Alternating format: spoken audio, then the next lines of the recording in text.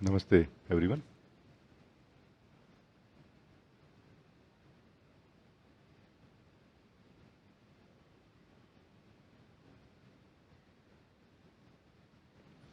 Very, very nice to meet all of you um, uh, who are uh, in this room, Zoom, uh, and who are also joining through the streaming, YouTube stream.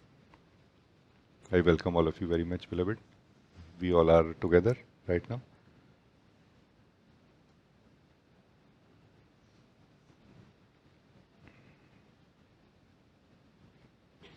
I can maybe say again that um, that that can maybe help us a little bit. The um, the end of suffering, which mostly we are searching for, mm, in the direction or through the discovery of who we are, that happens only when we come to experience ourselves. What we call Atmanubhuti, experiencing the soul, experiencing itself by itself within itself. Atmanubhuti, not Atmanubhava, not a experience. It's not a experience. When the soul is experiencing itself, it is not a experience in that usual way. It is not like one thing experiencing another thing. It is one thing experiencing itself. It's a special type of experience, or it is a experiencing, not a experience like we had it and then we can have an impression of it in the mind that okay, what I had. That's why mind will not be able to capture the the, the the image of Atmanubhuti. Mind is not able to, because mind is absent here. The soul is in its purity here, beyond all the kosh, beyond all the levels of mind. No? So Atmanubhuti is the way to end the suffering actually in life truly, because only here the the joy of the being and the bliss of the being is experienced, and it opens up into our life, into our body, mind, and everything. No? Like the soul start living in that bliss now continuously. No? So that is the key point. And surprisingly, to us, it can be a beautiful surprise to us that Atma Anubhuti, or experiencing ourselves directly, is also the only way towards Atma Gyan, knowing who we are truly. Atma Gyan is the highest achievement, in my understanding. Atma Anubhuti is the door to end the suffering and to enter into Atma Gyan, to knowing who we are. No? But there is one more thing also here that comes in the with this understanding, that is Atma Vichar. Vichar maybe can be roughly translated as a thought or a fundamental thinking process, you can say. No? Atma Vichar is not really Atma Chintan or Atma Manan. No? Meaning it's not a analysis or something. It's a very pure thinking by the soul. No? Like the soul is using its most refined uh, capacity of discernment, vivek, the pure intelligence. No? The soul is using pure intelligence now, to think about what it can think, so that it becomes free from thinking when it want to. So why we need to be free from thinking? Why the soul need to be free from thinking? So that it can sit in itself, so that it can experience itself, Atma Anubhuti.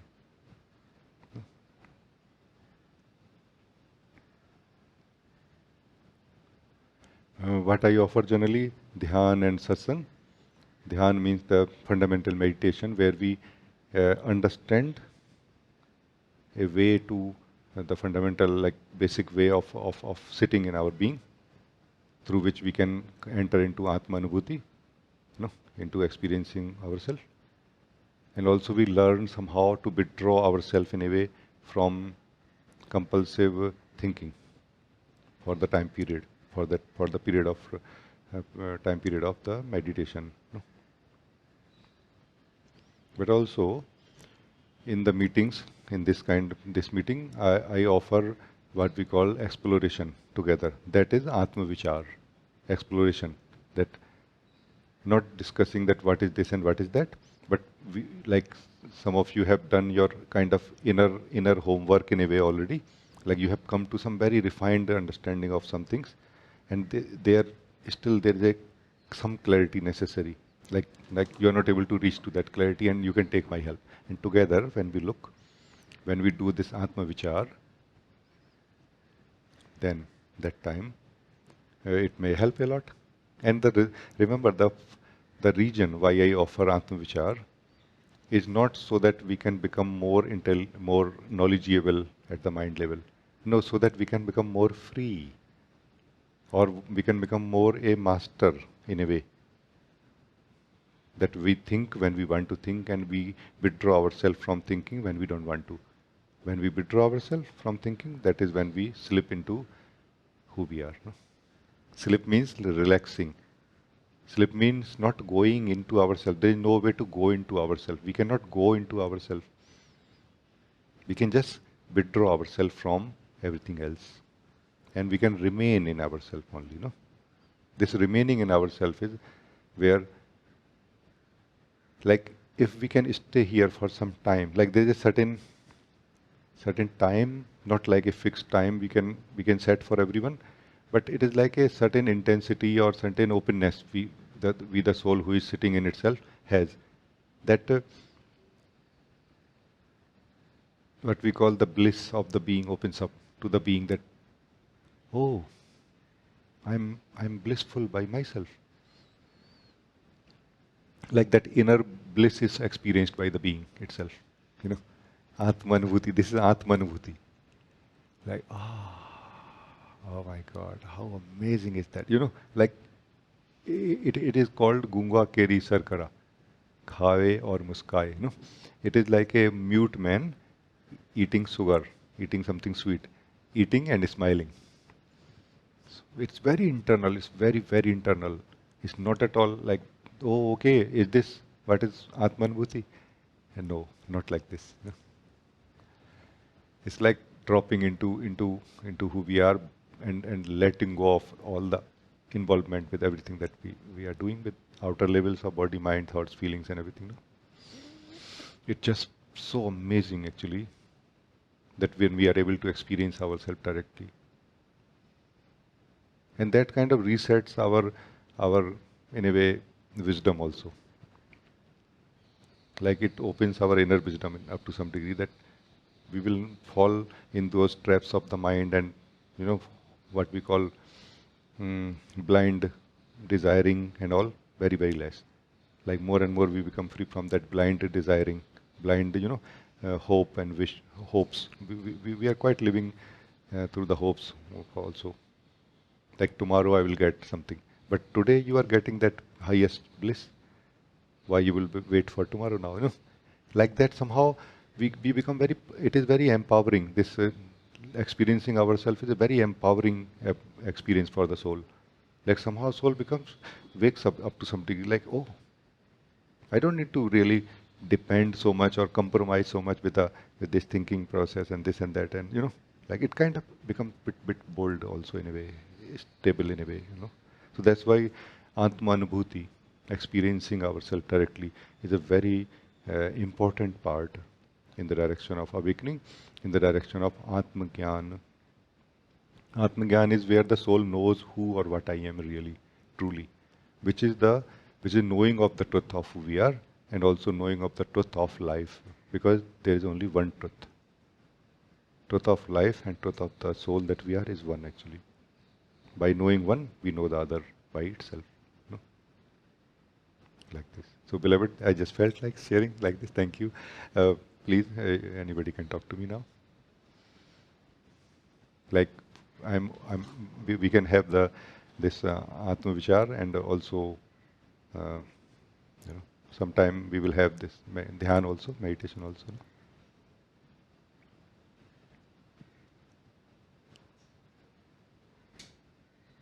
Namaste, Rajee. Thank you so much for the satsang. And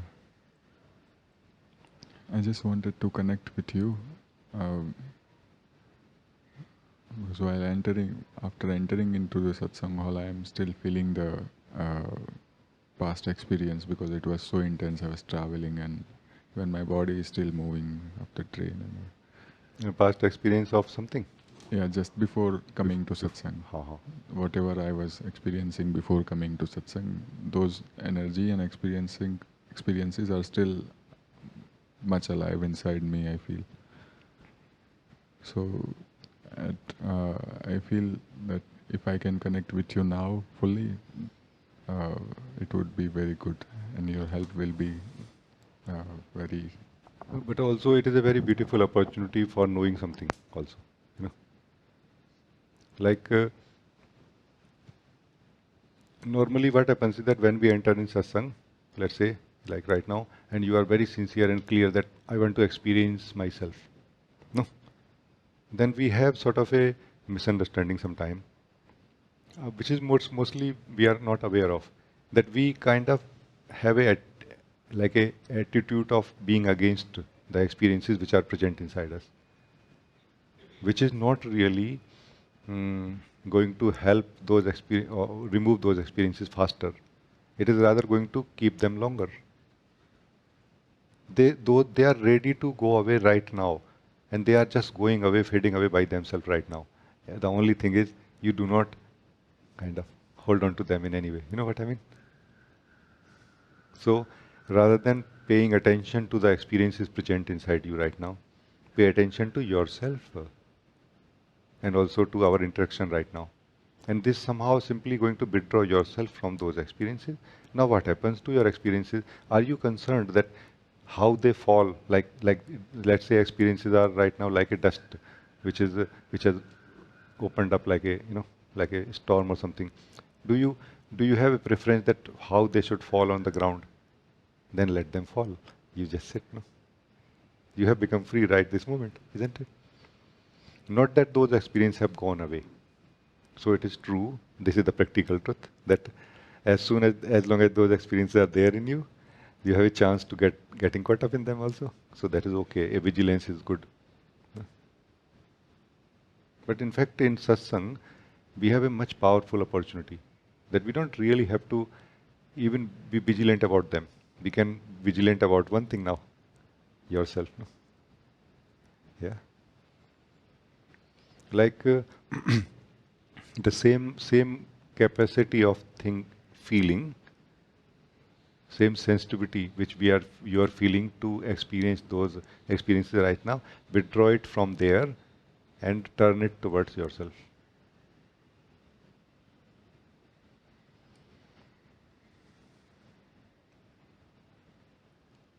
And if a thought comes that what will happen to those experiences, withdraw yourself from that thought also. You know, if a feeling comes that maybe something nice will not happen there, also withdraw yourself from that feeling also. Because we are not trying to balance energies right now in satsang, right? We are not trying to balance those energies or experiences right now, right? We are trying to have Atmanubhuti. And that there's only one direct and simple way for that. All other ways are ways of involvement. The way of Atmanubhuti is uninvolvement, withdrawing yourself and understanding more and more that what is involvement and what is not. No?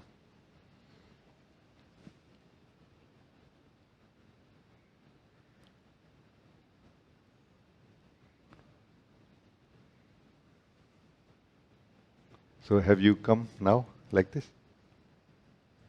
How does it feel now? Like your report will give me a sense of direction in some sense that like how you're looking at it and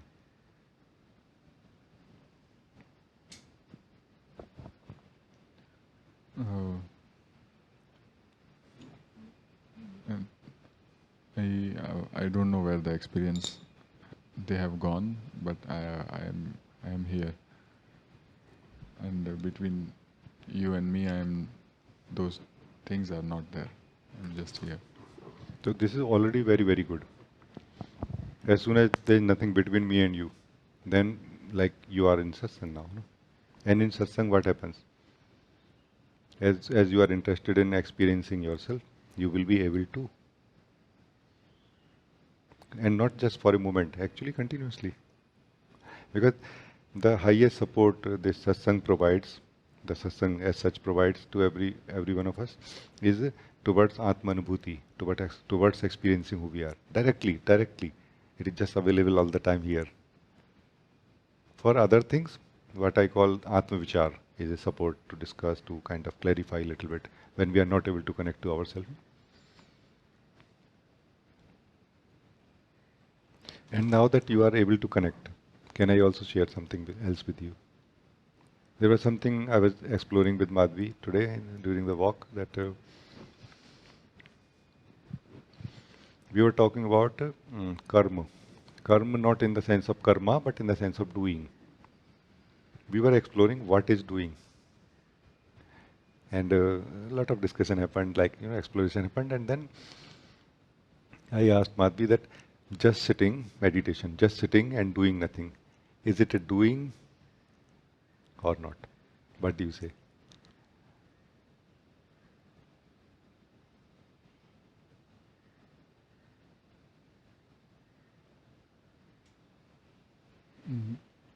No, I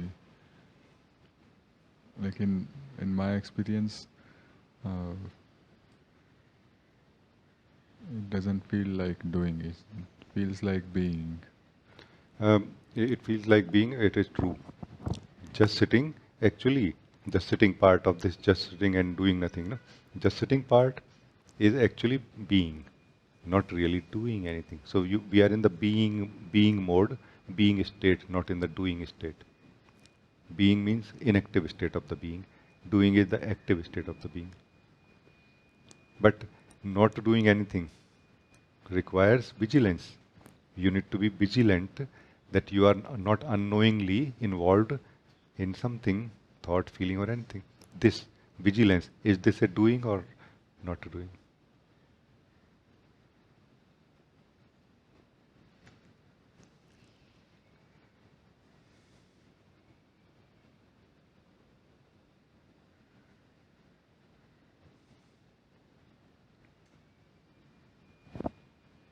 Uh,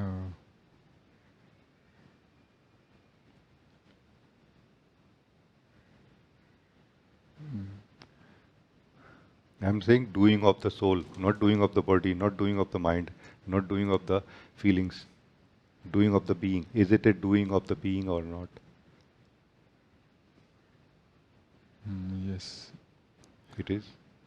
So it is a necessary doing of the being during this, during the fundamental meditation, to keep itself free from not doing anything else. You know? So this is a doing in service to non-doing, no? Isn't it? So it is an effort, but in service to remaining in the effortlessness of our being. No? So remaining in this effortlessness of our being is Atmanubhuti. Or remaining in effortlessness of our, effortlessly remaining in our being is being basically. What is this Atmanubhuti part?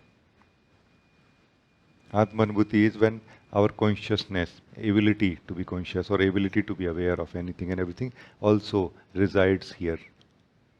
Sort of a light comes in, light grows inside the being.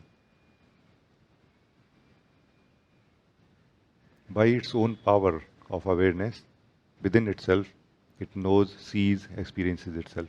That is Atmanubhuti, which is like a beginning only, but the deep depth of it or the profoundness of it grows more. No?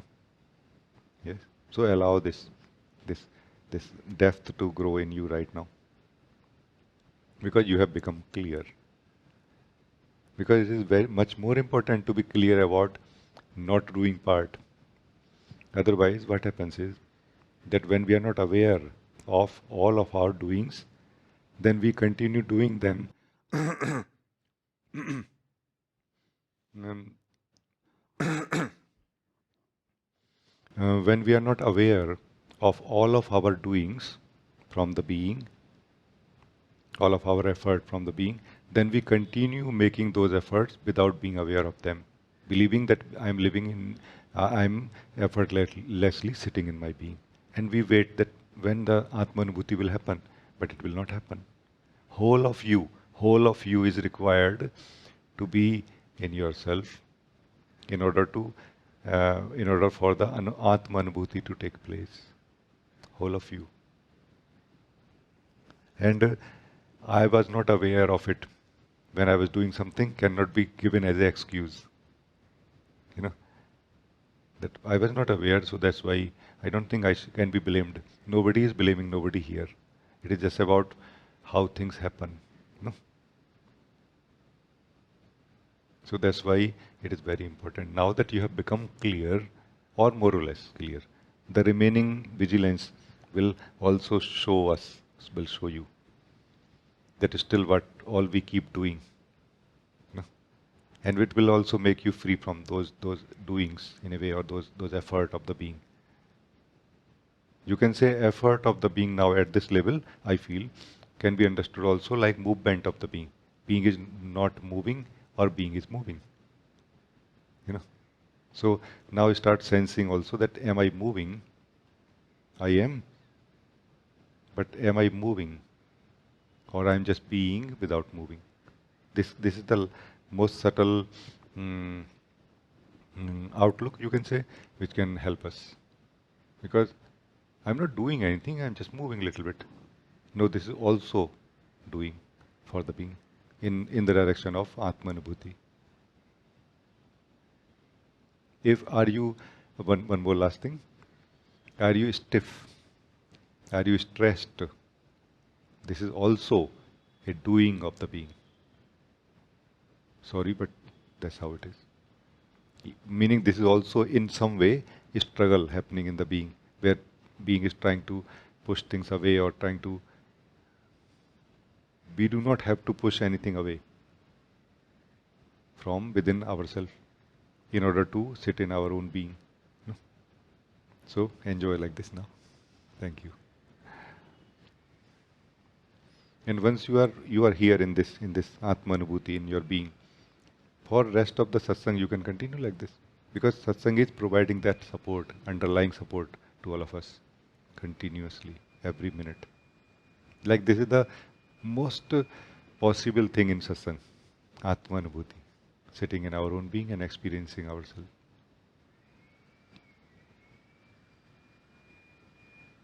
Try to be very, very clear about what is experiencing ourselves also. If we are experiencing something inside us, that is not Atmanubhuti. That is not. When we are not experiencing anything, but just being who we are, that is actually that door or the beginning of Atmanubhuti. So Atmanubhuti begins with a very lightweight experience of who we are. That I just am. I just am here. Not attached, not involved in anything of the body mind right now. And I have chosen not to move. No. We can continue, all of us can continue in this guiding also now.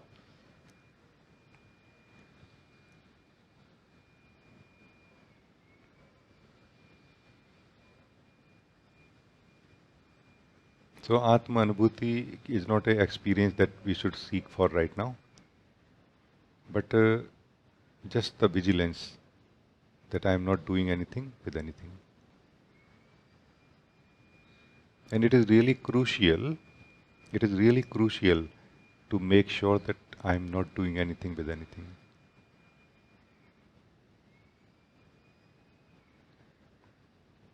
Like my body may feel like moving, but making sure that am I doing anything when my body is moving?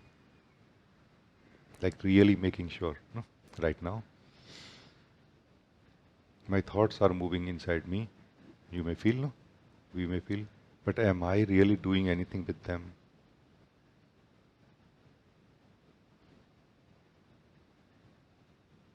And this very awareness, clarity that am I doing something with them?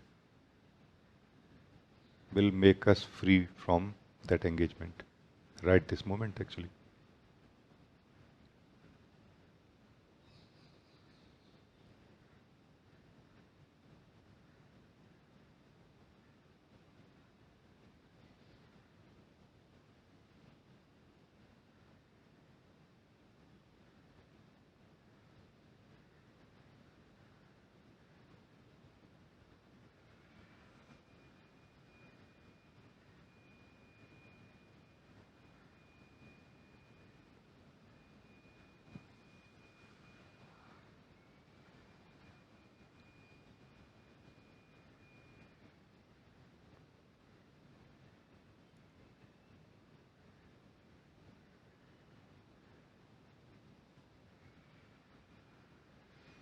In this purity of our own being where we are, there is a natural sense of spaciousness. There is a sense of openness, sense of freedom also here, naturally.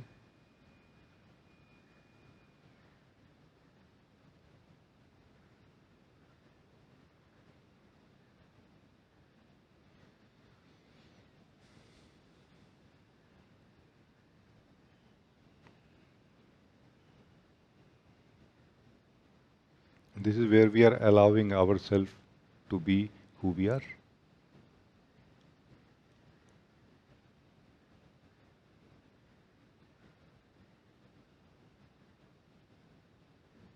This is where we are allowing ourselves to relax into our natural state of being.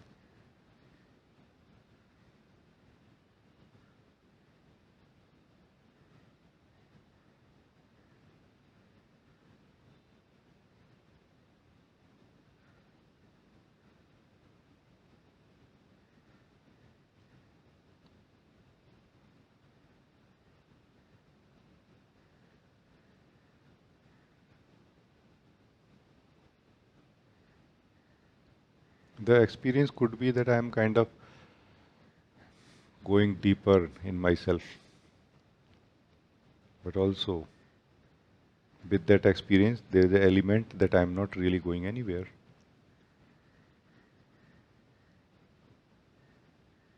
It is as if we are kind of coming home, but also there is a accompanying feeling that I am not coming anywhere.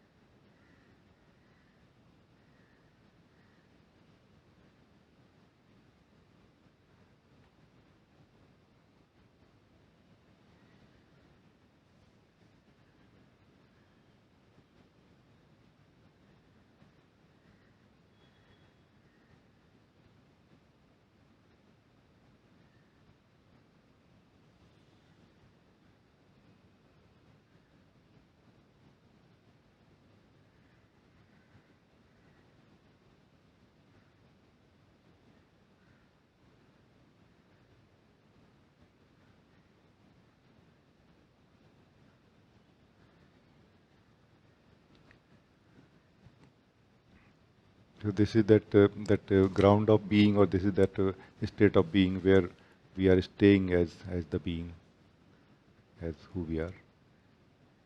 Here, Atmanubhuti, experience of our own nature, uh, happens or happening to some of us, no, or maybe to all of us. The experience of ourselves is possible right now when we are not interested in experiencing anything else. This is really a condition. Meaning when we are interested in experiencing ourselves and not interested in experiencing anything else. So the ability to experience and our interest both are required.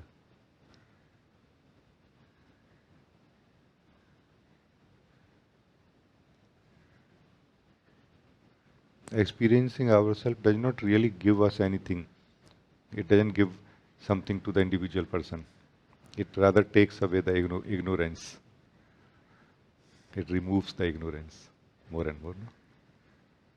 It gives something to the soul that we are, to the being that we are. It doesn't give anything to the person actually in that way. Maybe just a peacefulness is experienced by the individual self. No? But everything is given to the being that we are, who is living as individual self, no? As individual person.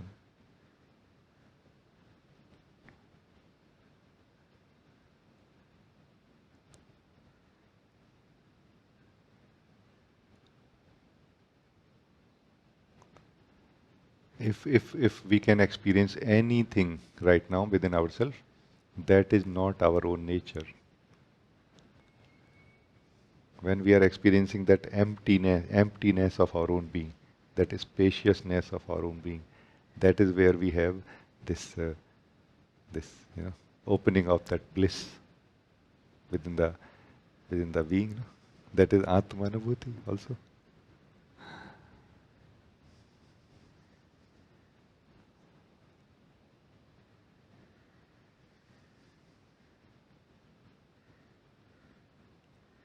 When you, the experiencer, is just living yourself and not living any other experience produced by the body mind right now, no? Then something very subtle opens up. That is the bliss of the being, Atmanubhuti. That we are able to experience ourselves as the most subtle presence, the experiencer of all the gross experiences within. Thank you. Thank you for joining this guiding. Thank you, Mohit, for inviting me.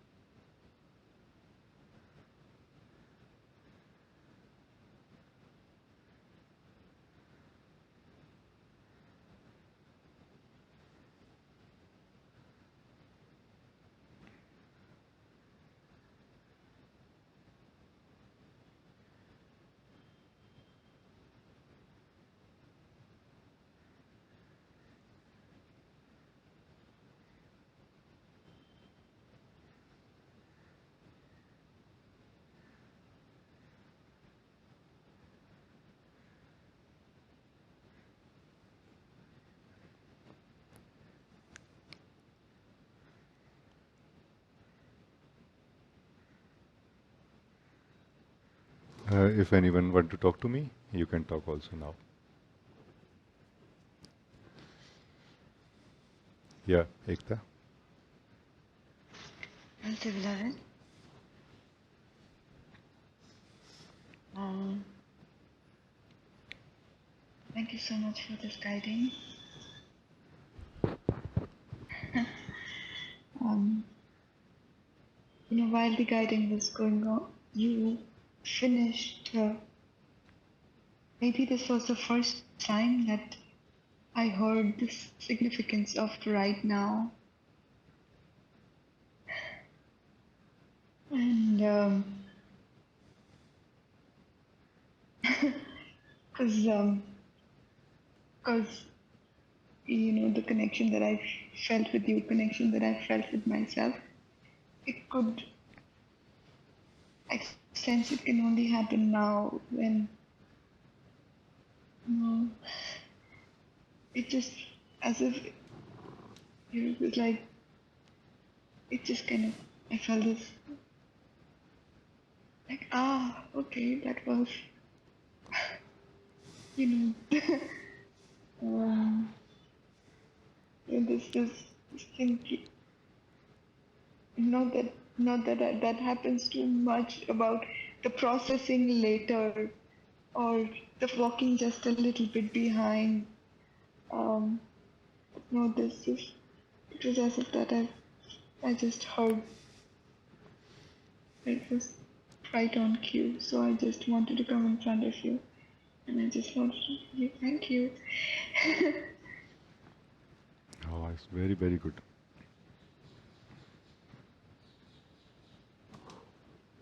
Very, very good. No?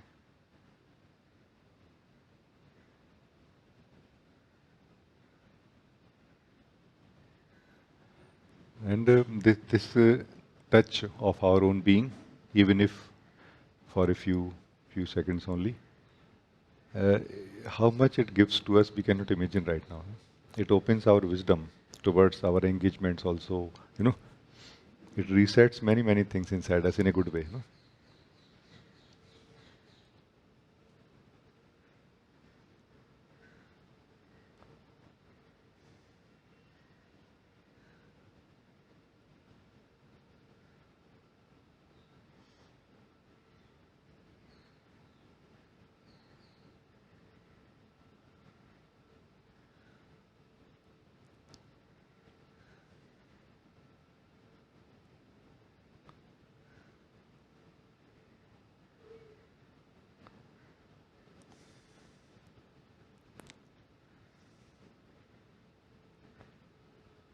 It's a little bit like this, that what we call intellect. No, intellect.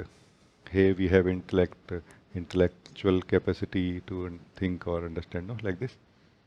Then we have intelligence. No, so we use intelligence in a specific manner within the confinement of assumptions. Then we say that we are using it as a intellectual capacity. No, but as you have come in touch with yourself, that intelligence which is used as an intellectual capacity, that the deeper truth of that intelligence is revealed also here. Like, what is the deeper reality of the intelligence? That is the natural wisdom of the being. No?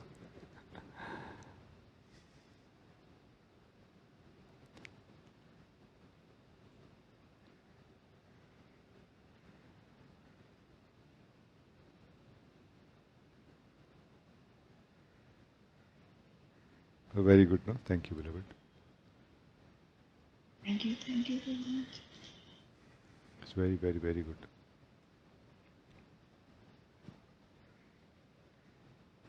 This simple connection or touch of with our own being, no, is capable of bringing us kind of back to this one being that we are, in a way, no, in the experience, in the awareness, no. Because otherwise, we are like mm, we are confused somehow, you know. When we are experiencing the manyness, no, we are confused, as if we are many, no, within ourselves.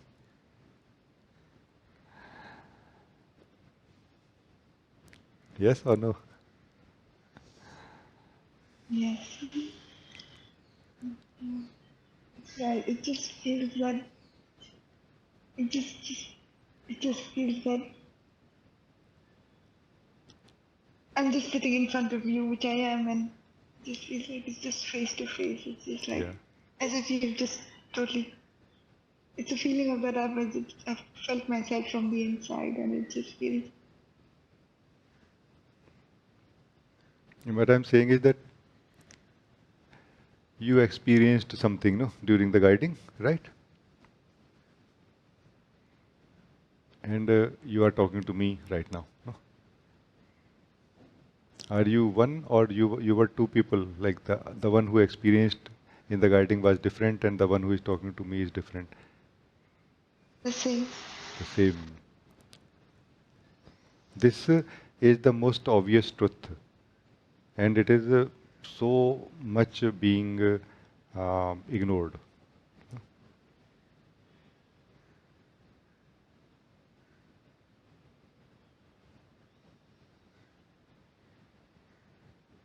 This can end our sleep in a way, spiritual sleep, no?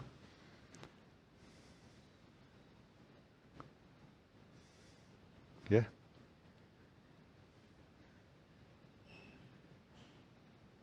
Thank you.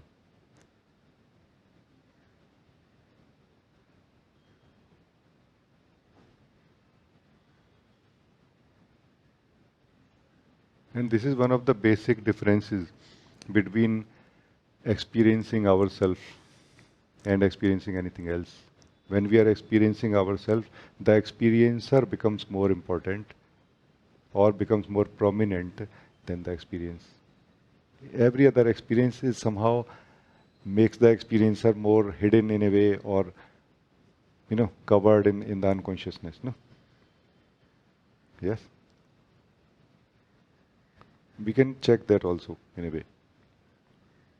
That what I'm calling Atmanubhuti is it making me more a clear experiencer of everything, a unified and one experiencer of everything? Or is it like I'm lost I'm more lost in the experiences? No? Then definitely if we are more lost, that is not Atmanubhuti I'm talking about. No? Thank you. Thank you. Very, very nice.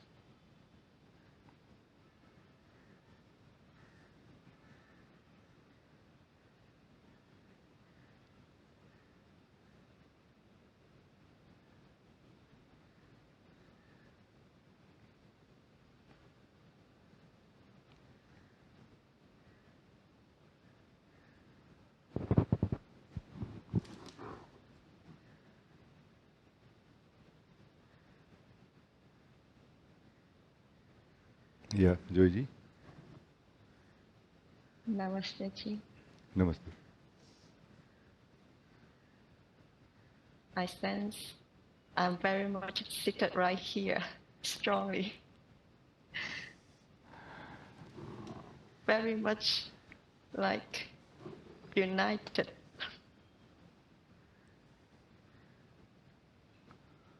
It's very, very good.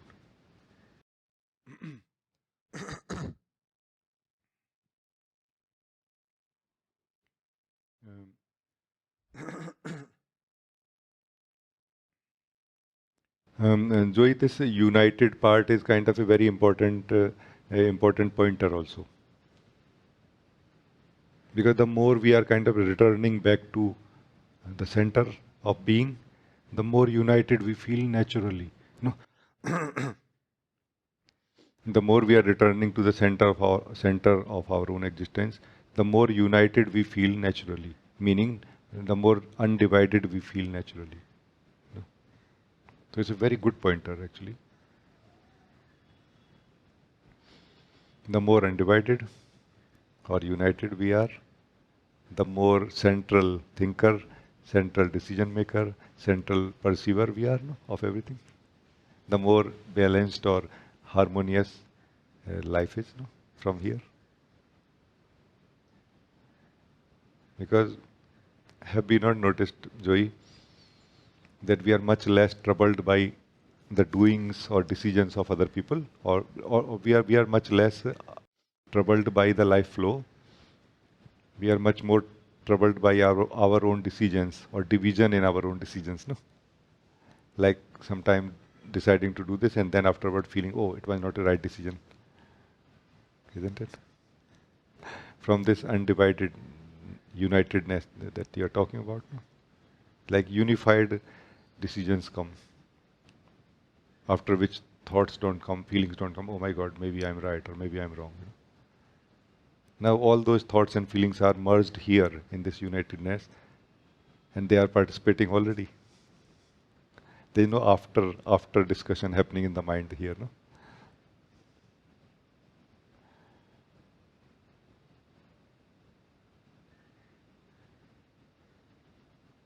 no?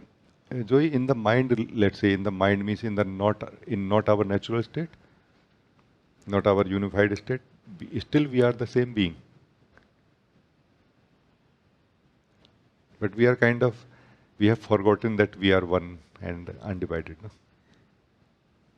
So that's why we depend on the feelings, we depend on the strong thoughts, and we, let's say, take side of one thought or one feeling, then the rest of the feelings and rest of the thoughts are against us and we are against them. No. However, all of this is happening within ourselves only. All of it is happening within ourselves only, whether the thoughts which we like or the thoughts which we don't like. No. Do you see what I mean?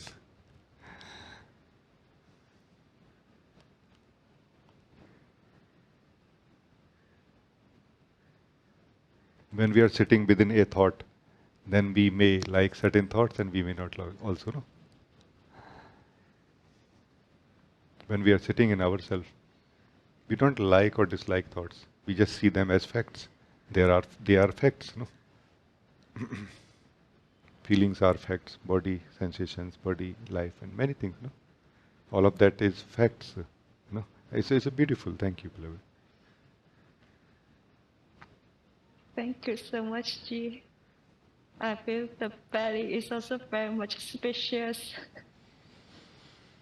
It naturally feels rooted like this, no? Inside. Yes, yes.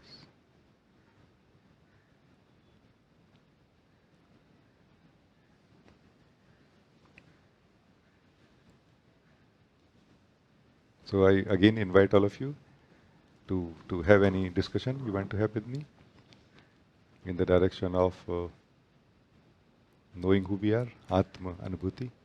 No?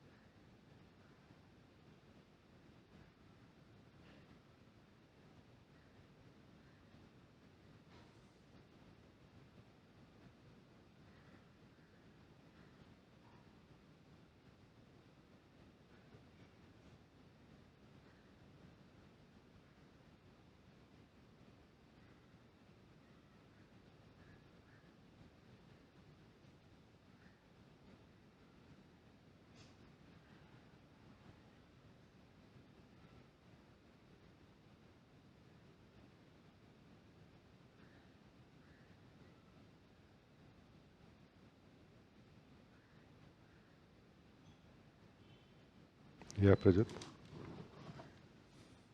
Namaskar. Yeah, I just wanted to bring myself forward, feeling very, very nice space and feeling here, but still wanted to bring it myself here because this is a golden opportunity. Nobody came forward, so I could welcome for me. It's good. Thank you so much. How are you feeling? Like, let us explore something now. I'm feeling very, very nice. Like there is a very subtle joy and a very nice space around. Like the body is in this space, like kind of a feeling. Do you want this subtle joy and spaciousness to be kind of yours, like permanent? Yes, it's very beautiful. If you want, then this is a very good opportunity, no?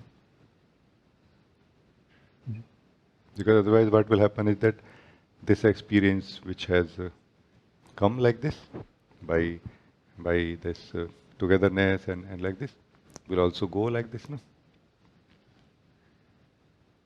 Like, are you ensuring that what you are going to take home today out of this, no?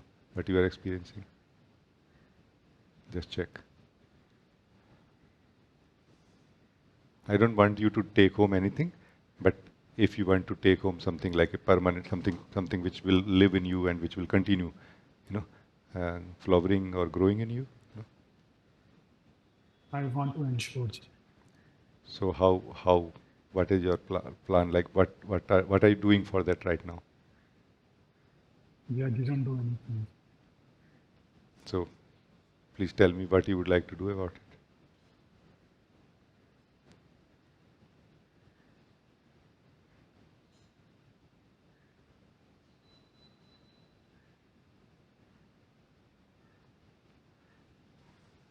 In,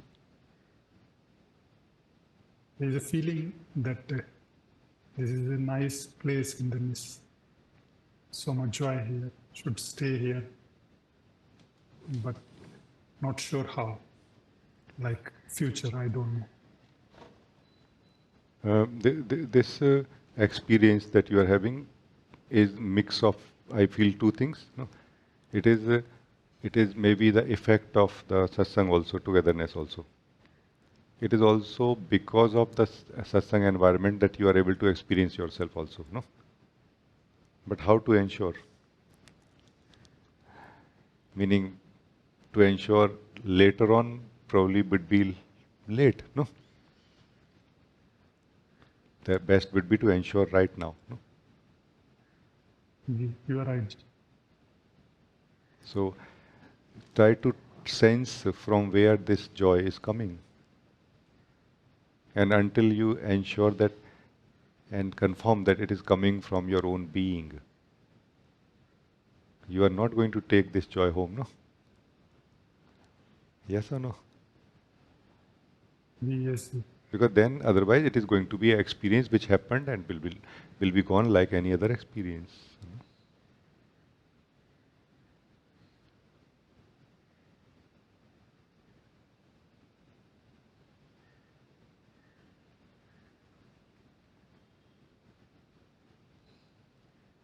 So the purpose of this sharing is not so that you can have some nice experience of joy or something, no. It is so that you can discover your truth and with that discover that, hey, this joy, this bliss is within me only, coming from my own being only, no. Yes. So please check right now.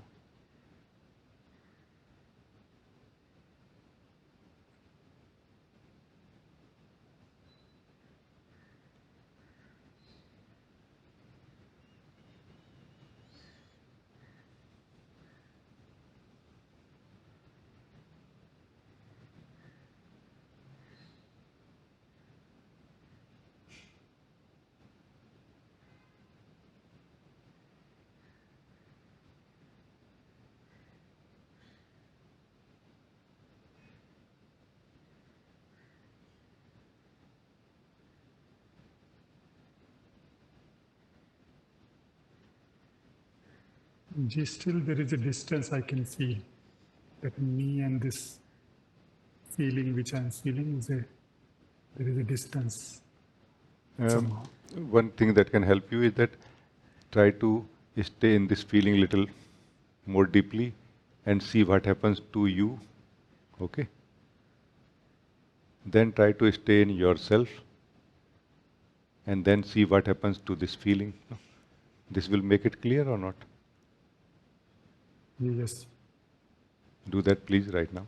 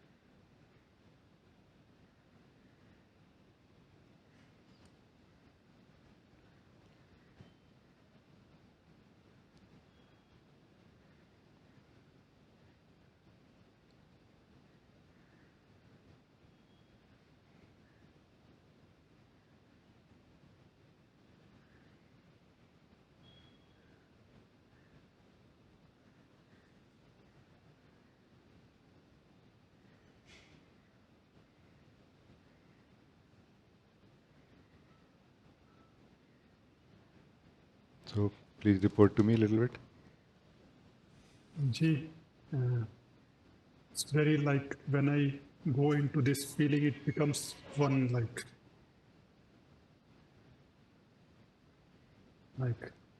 the joy multiplies, and then I goes like I'm drowning in it, like it seems feeling this. Can you say a little louder? It's like I'm drowning in it, like slowly going in. This I feel like Drowning in what sense? Like you disappear or something?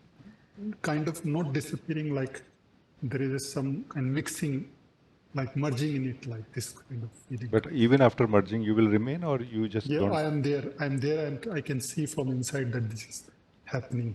So are you saying that you are there more like now joy and the being together?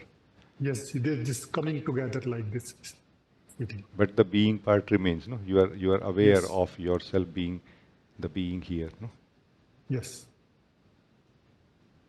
It's And getting subtler. yeah. This feeling getting subtler that I am here and joy is there. But it's there inside. Ah. So that's good, no? Then it resolved this already.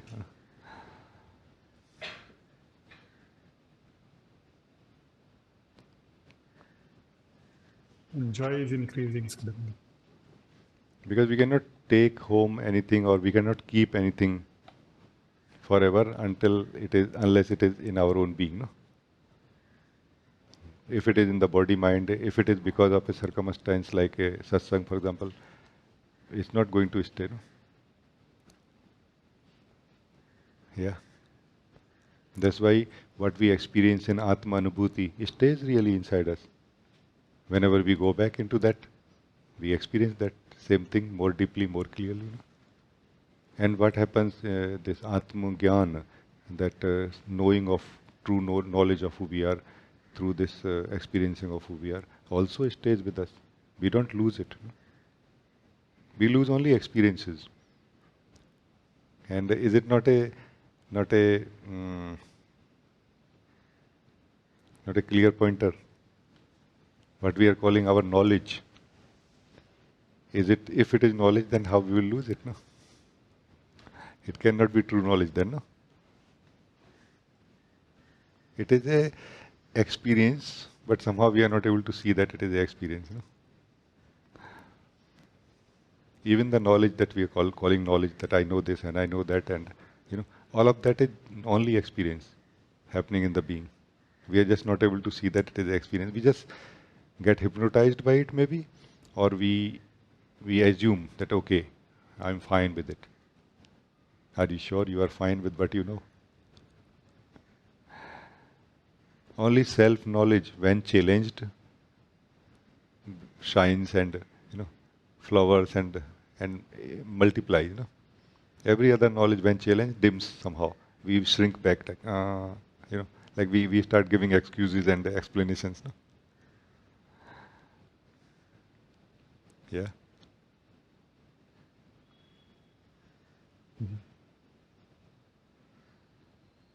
True knowledge is true continuously, by the way. No?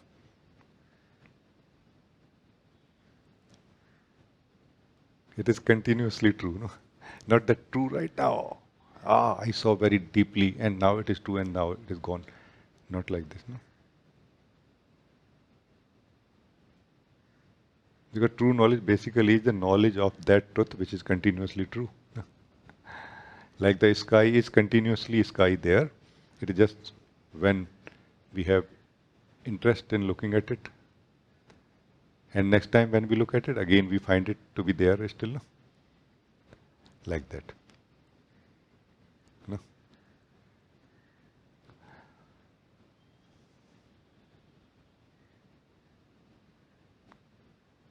Thank you, thank you. I think it's good.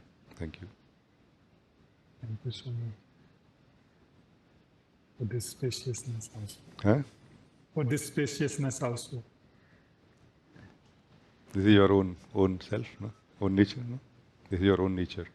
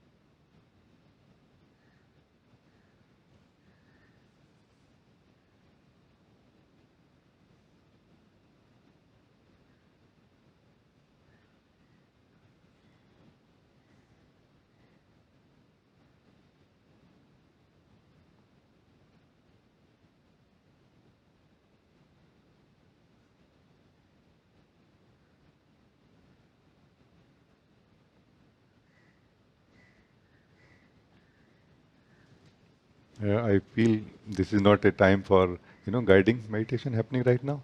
So I think this is best time for Atma Vichar. No? Yeah.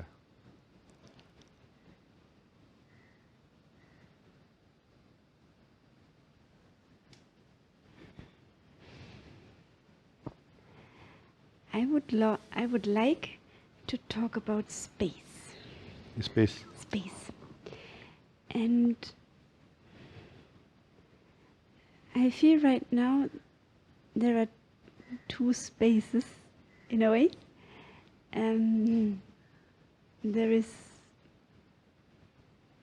the space in me, or the space I am, and there is in a way the physical space called Satsang. And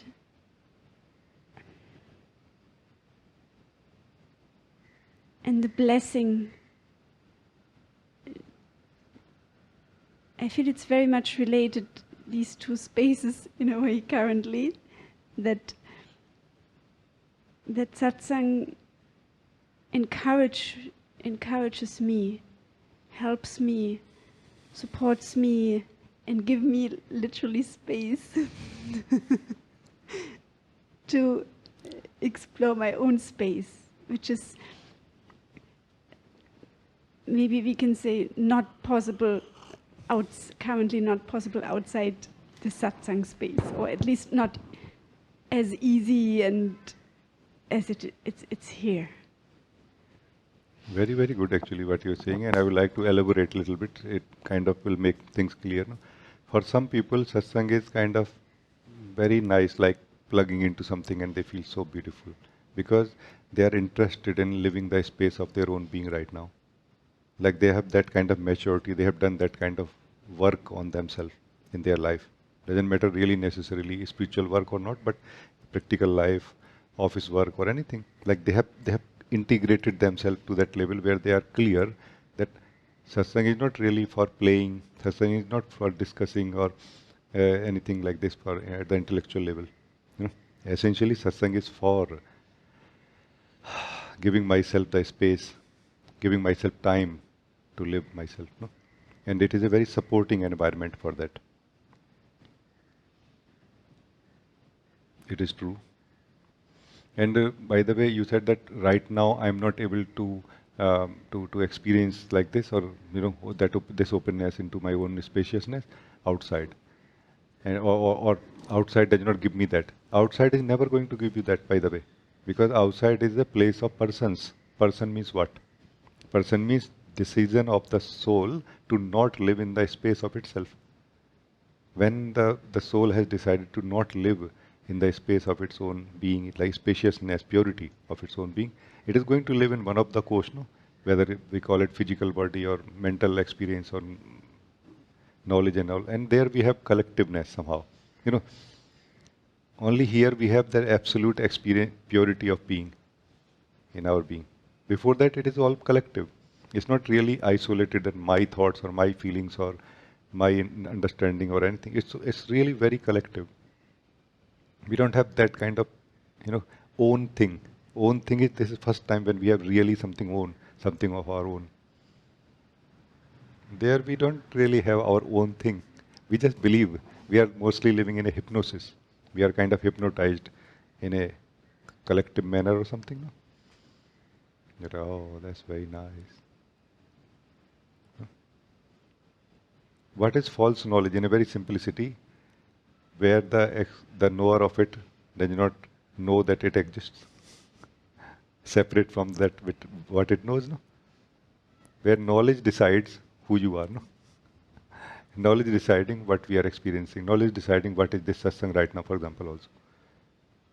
That is the hypnotized state of the being. So the being is sleeping then, no?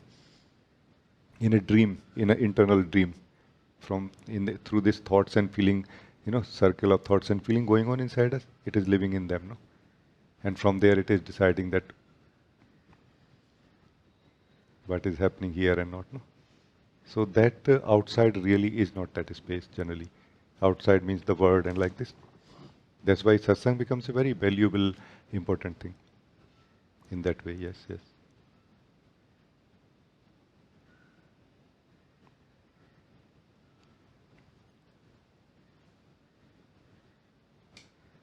Very valuable in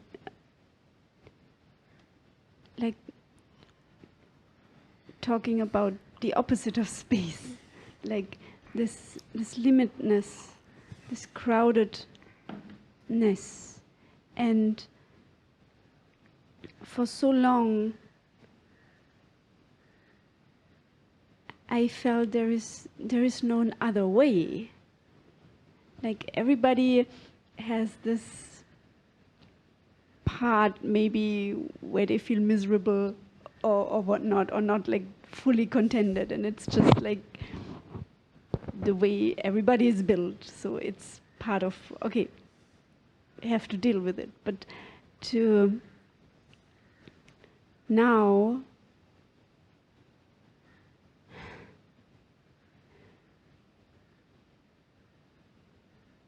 not only hearing that it's possible, but also getting the space to make it possible, like to experience it, to be it, to everything. That is so huge. It is actually. It is, but it requires a very mature being to appreciate this, what you are appreciating, and from where that maturity comes. From living life very deeply, very wisely. You know, we are living a very scattered life. You know, like we don't know why we are doing something. We don't know why we have come to this satsang. We don't know what we want to get out of this satsang. Even this satsang also, we are living a very divided life somehow. You know, what I call dividedness in which we are living.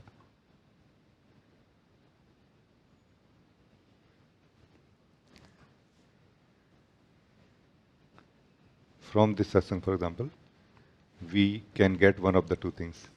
Either Atmanubhuti, experiencing ourselves. It is so very possible right this moment, not through a process.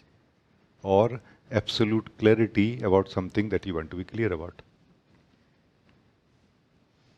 So everyone, make sure that you are getting one of these two things. Clarity, mostly either by listening what is being shared. Let's say I'm talking to somebody and somebody else can listen and become clear maybe, or discussing together also. No? But are we, like let's think about it for a moment. Are all of us getting one of these two things? If not, then what are we doing right now here? You know what I mean? This is how we are divided continuously. We are just trying things. Okay, let's try satsang also. Which is kind of okay. Like, you know, it's like okay to get adjusted a little bit, that okay, let's see what it is.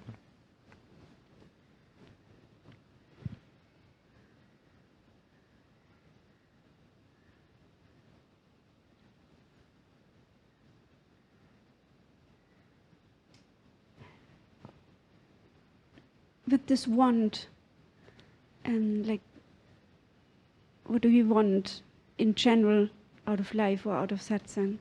I feel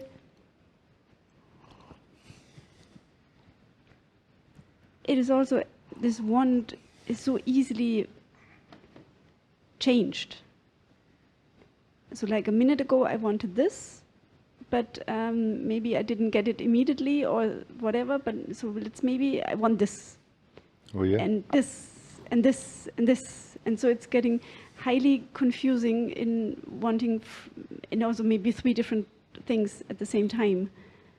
Like it's also here this, if it's only one want and I don't get it, then it's very easy to say, okay, I don't get it, so cool, I know it. Yeah. Then satsang is nothing for me, or I get another teacher, or I go swimming. Yes, yes. But with this, maybe, and if I turn a little left or I sit differently, I close my eyes or something, this is also very, I feel, Yes. and I know it from myself, like this constantly moving. It's again a movement. Oh yes. I mean that's where I feel the value of stability and clarity. It's not about whether I should come to satsang or not. It's about why I should come. And also, it is not about why I should not come to satsang. It's the same thing, no? We are like continuously defining ourselves or living ourselves based on what we are thinking and experiencing. And we are just not seeing that thinking and experiencing is more or less collective. There is no individual decision maker here so much. That's why we feel, I want this right now, and then after some time we feel something else. No? In that simple, like for the beginners, it is said that if you have a question to be asked from a spiritual teacher, you should stay with this question at least for 3 days and see whether the question survives. If it does, then most probably it is your question. Then you should stay with this question for another 7 days. Then if it still stays with you, then it is definitely your question. Otherwise, it's a question of the collective consciousness, no? And you will not be benefited by it for sure, no? Generally speaking. You know what I mean? So this is the thing, that we don't have that undividedness of a decision maker, of a thinker, of a doer. It's like doing is doing us. But our life is being spent on that. Life is an opportunity for every one of us, individually, not collectively. No? So that's why being stable is very, very important.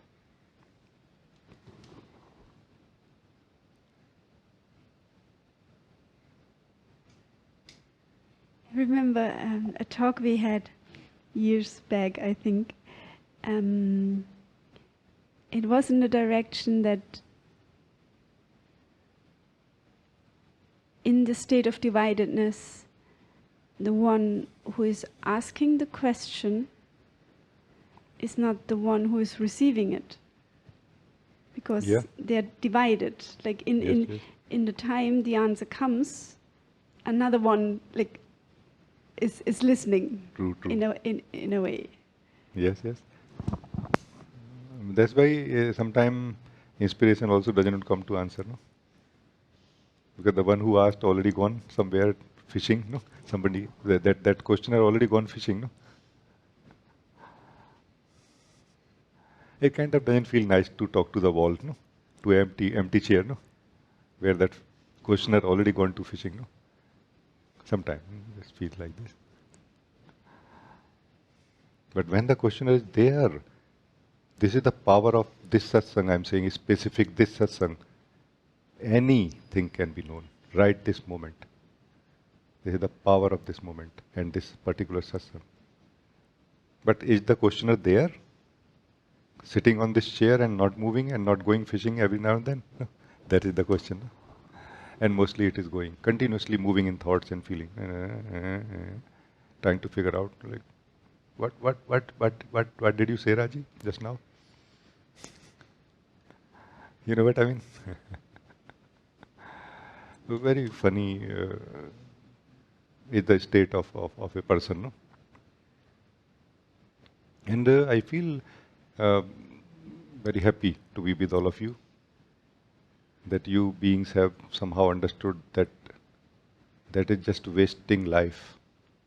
Attending thoughts and feelings, no, randomly, it's just wasting life. No. I want to be stable in my being, and I want to decide which thoughts and feelings I want to attend now, and why also. Why is very important, no?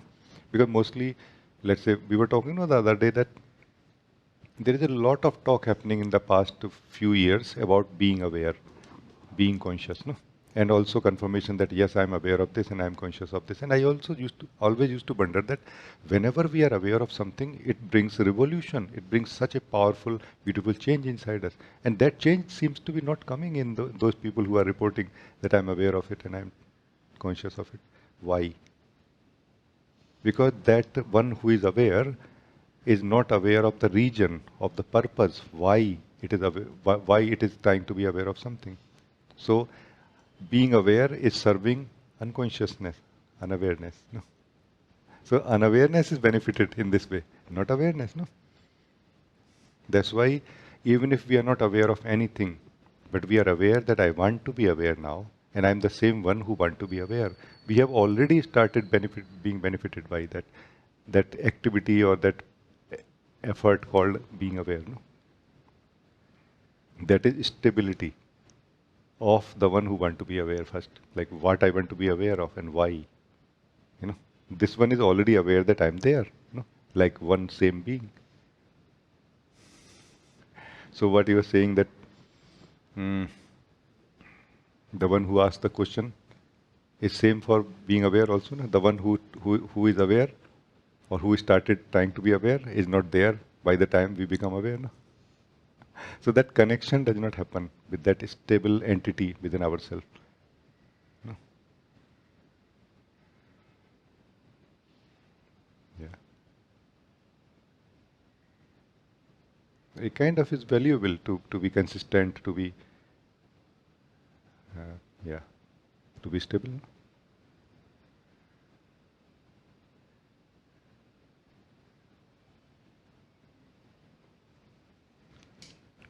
And I feel like with more stability, more easiness comes. Easy in the sense of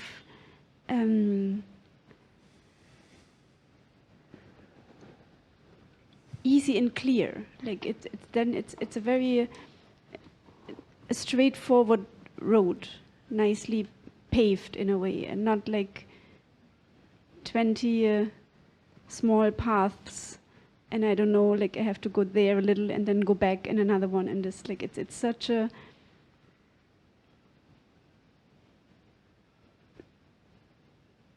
the beauty of clarity which I feel comes with stability. It's just so much.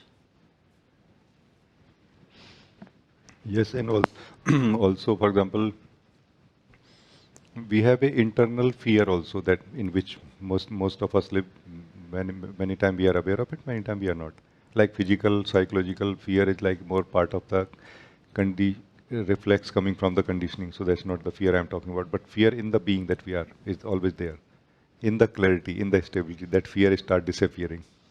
You know, like fear for what? Whatever it is, it is. And whatever it is not, it is not. No? That fear basically comes from uncertainty. Sanshay that I was talking about, no? What Krishna calls sanshay. In this sanshay, in this uncertainty, the soul loses itself in a way. No? That's what it means. In this stability, which is the opposite of sanshay, in this clarity, no? We start gaining back ourself in a way. What is ourself? Ourself is not a thing. We are not a form. No?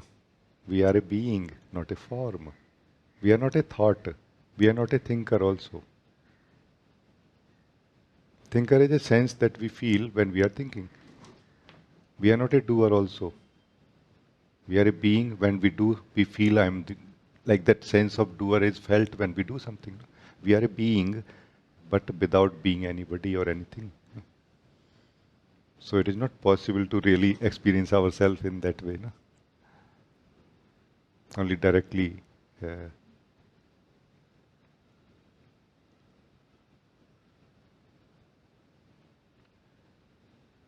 But I do understand that it is not so easy. That's why I feel that Atma Vichar will help more. But Atma Vichar is not really a spiritual discussion. Atma Vichar is internal within the soul and taking help of a teacher also, Satsang also, that time. But doing our homework first, obviously. No? Yeah, thank you.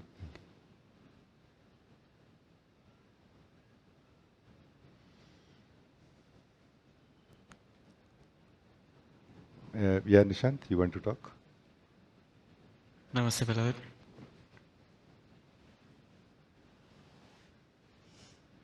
I would like to do an exploration. So there is clarity that staying as a being is what is natural to me.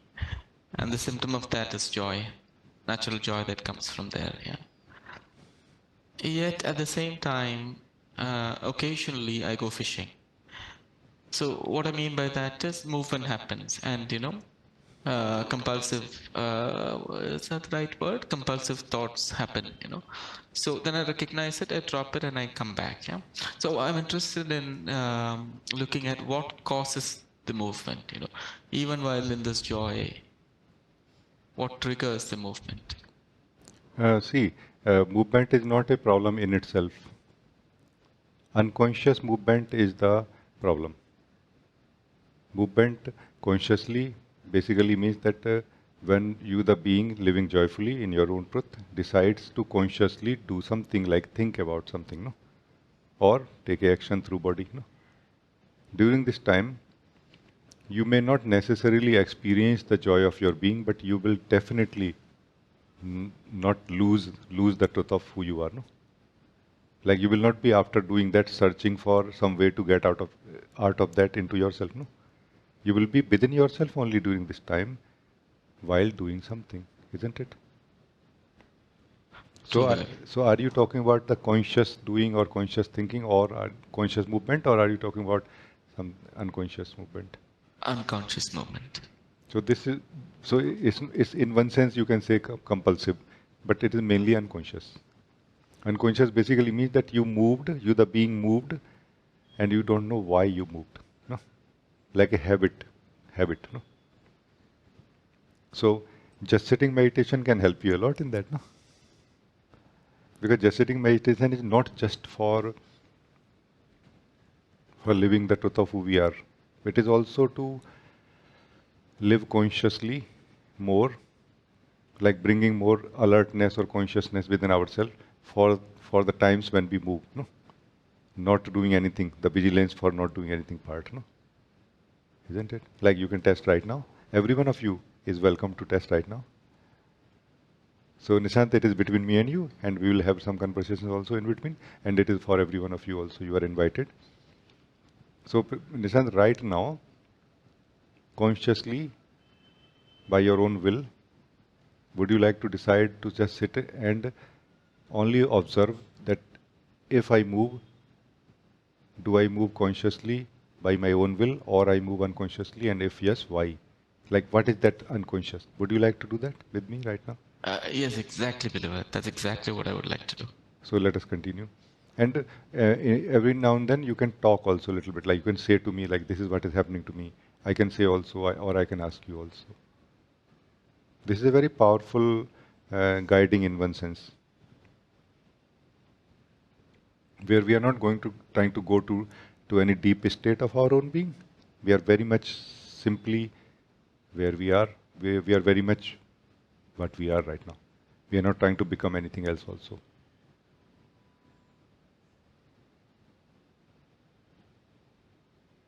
But we are just monitoring that if I move as the being, meaning movement basically means involvement with any thought, any feeling, anything. No? Like let's say my hands are like this and my hand moved. No? Did my hand move or I moved?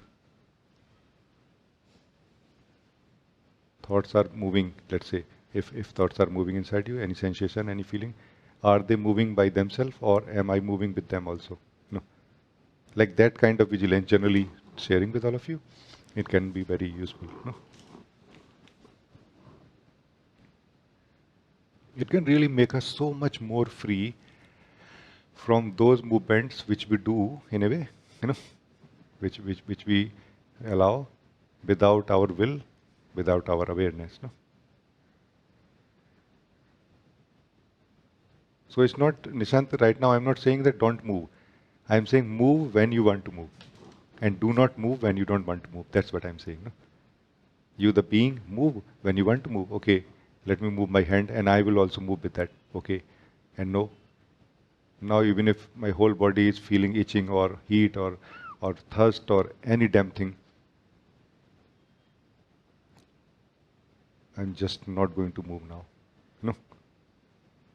and see what happens,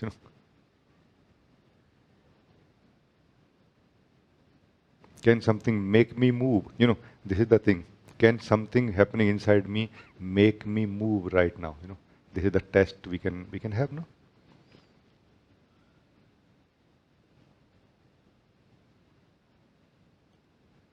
And surprisingly, when we decide like this, our body, mind, everything start becoming so quiet. We start becoming so still naturally. Our mind will start becoming so quiet also naturally.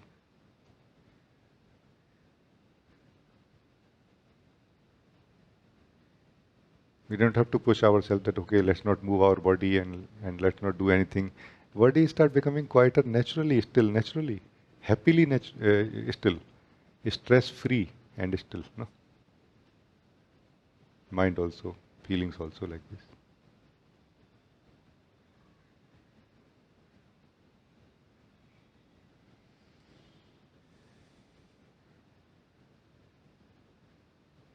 It is like this, beloved. It is as you said right now. And the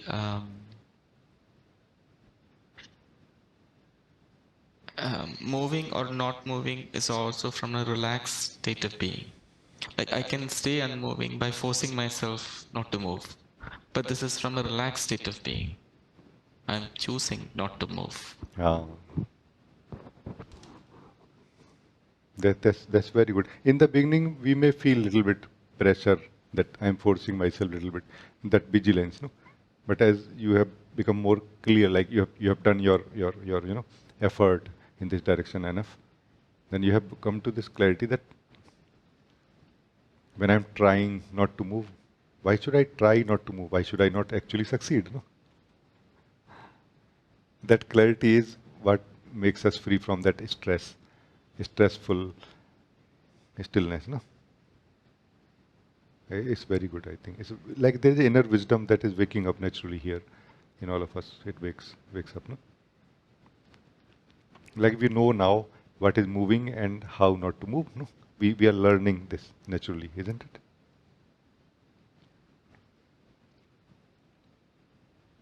And because of misunderstandings also, because of this spiritual, the spiritual conditioning is what plays a big role here in confusing us. No? Life itself, truth itself is the most simple thing to be understood and to be lived. No? We find it difficult because we are full of that sense of knowledge, especially spiritual knowledge. No? And through the eyes of that, when we look at these things, we look like, what is this going on here? No?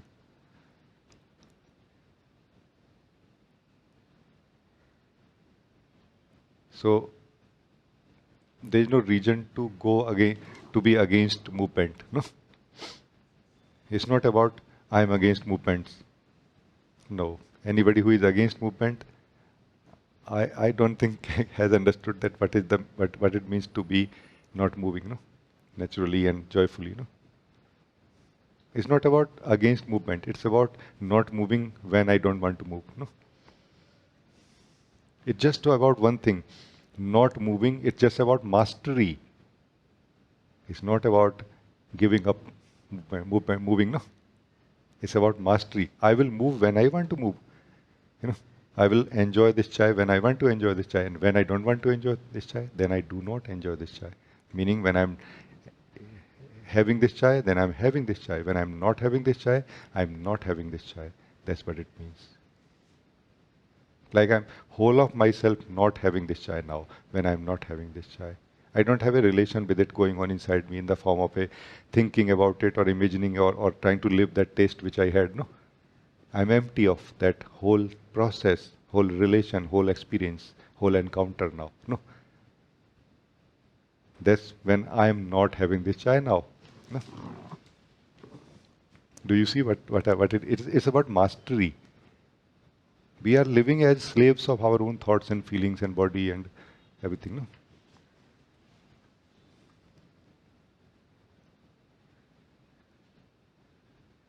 Thank you. So it's good, no? Say more. It's a very beautiful thing to explore. Yeah, yeah. It is very, very, very beautiful, beloved. So I noticed that it is not a question about if I want to do this movement or this moment or drink tea. The question is, do I want to move or not? That is the fundamental decision happens there. And once that happens, joy, like for example, when you're talking about do I want to move or not, I remembered you saying about I think Ramana Maharshi met somebody, I don't remember which great being, and he said, I think he said, when I'm drinking tea, I'm drinking tea, when I'm not, something like that. It is actually in the life of Papaji. It is called Papaji's koan. No, say like this. Where a Zen master or Zen being came to Papaji, where he said that I drink when I drink. Papaji said I don't drink when I don't drink. No. There is one beautiful thing I want to bring here from this beautiful being Papaji. No, either he said or Ramana Maharshi himself said that enter into the word, but don't let the word enter into you. And here we can understand how we let the word enter into ourselves. The remaining experience and the thinking about it and trying to live that experience from the past, that is the word living inside us. No? Not being empty of what we experienced, that is the word living inside us. No? Which is, by the way, a very inefficient way of living life. It's not the efficient way. It's living as a very, very limited life. Very, very super limited, no? As a person. So person state in this case, Nishant, would be where we are living mostly the past, what happened. No? And surprisingly, one thing also noticed here, that it is not just about what happened that we are living. Even what we are living right now, even what we are facing right now in this very moment, we try our best to make it old in some way inside, so that we can live it comfortably. Because it is too hot somehow. It is too fiery somehow to experience it directly, like as it happens. Oh, like this. Are you able to follow what I'm saying? It is as if some people like fresh food, like the fresh food is made and they like immediately. And I know some people who like stale food, like they cannot digest the fresh food somehow. It's kind of too fresh for them. So they keep it overnight, and next morning they find it so tasty, so nice. Sometimes the state of person in which the being lives is like this. It tries to convert everything. Even in satsang, for example, like this, when I'm sharing right this is a fresh food, can be lived right this moment. And we sometime knowingly or unknowingly, mostly unknowingly, trying to convert it into an old food so that I can digest it maybe, which is like okay, but are we aware of it? That's my question.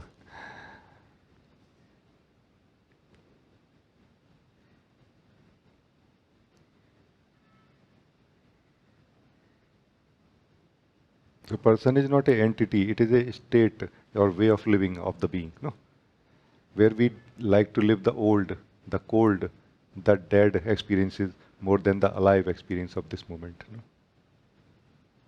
Yeah? And like this we create a whole world within ourselves of our relationships and memories and everything together, isn't it? But who is living within them is the true being. Every one of us is that true being.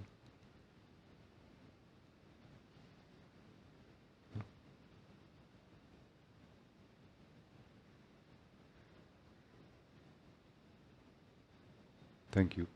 Very, very nice talking to you. Can we talk a little bit more, beloved? Is sure. it okay? Yes, totally.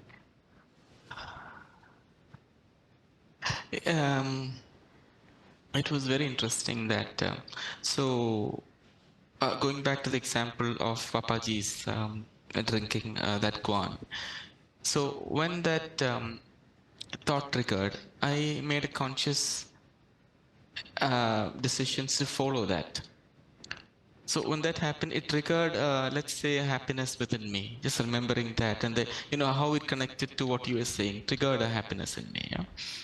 And then that continued, and then at one point I decided that I'm going to come back to the space of my being. Yeah?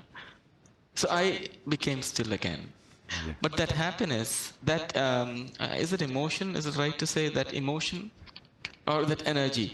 that actually continued. Yeah. So I could feel that positive thing was still there, but I moved back to stillness. So it was And what happened to that sweetness, that feeling? No? Now is it still gone or is it still there? it is still there, diffused. It is Diffused. still And that's there. fine. That's fine. No? Yeah. It is interesting that I'm not connected to it, So Yes. So you can understand now movement of the being. When you will move, that time you will be connected actually or not. That time you will be actually living, even if either that time when it was fresh or even now when it is fading. No. Yeah. But now, right now, you are not living it. And but it's still there the awareness that it is there and fading. No. Awareness, fundamental awareness is our natural ability. No. We don't really have to do anything for that in a way. No. We move to connect to what is happening inside us. No? Like to more deeply live it or like this. No?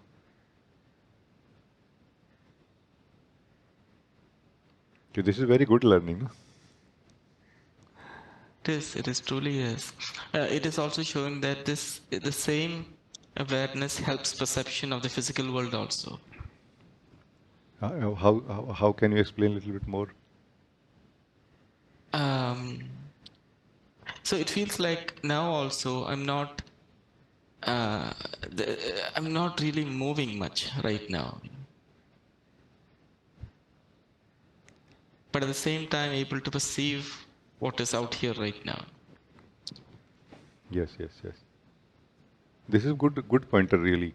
It's not like you are not moving at all, but it's also not that you are moving a lot.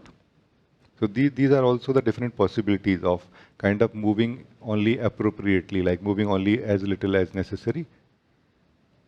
And that is where we have pure perception. No? Like purest perception is possible only when we are absolutely not moving and interested in looking, no? Looking at what exists. No? But then there are more possibilities also. Like the weakest or the most shaky perception is through the mind, where we are jumping from one thought to another, one feeling to another, without having any control or any conscious decision about it.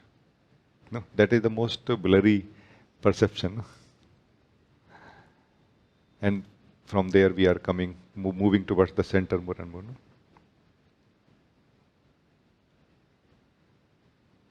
So you are very right actually. Even in the practical life, it is so much more useful to have more simple outlook towards life, and our decisions are much more accurate in one sense. No?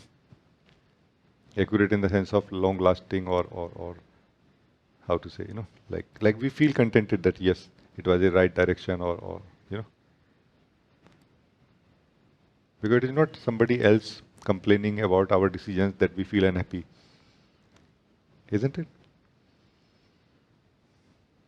It is something within ourselves say that yes, you are right. I also felt that this was a wrong decision. That something saying inside us is the only problem. No? But when that something joins us as whole being, when making any decision, then there is nobody left after the decision. Even if the whole world says that you are wrong, you were wrong, you will say maybe I was wrong, but that time I was united. So that time it did not feel wrong. Maybe now it turned out to be wrong as a whole, maybe.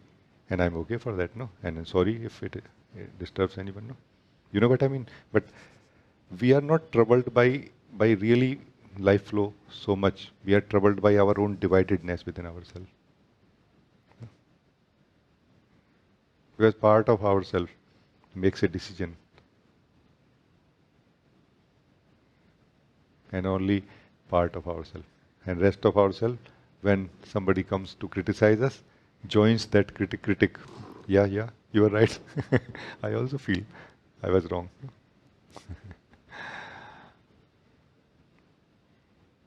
Very, very good. Very, very good.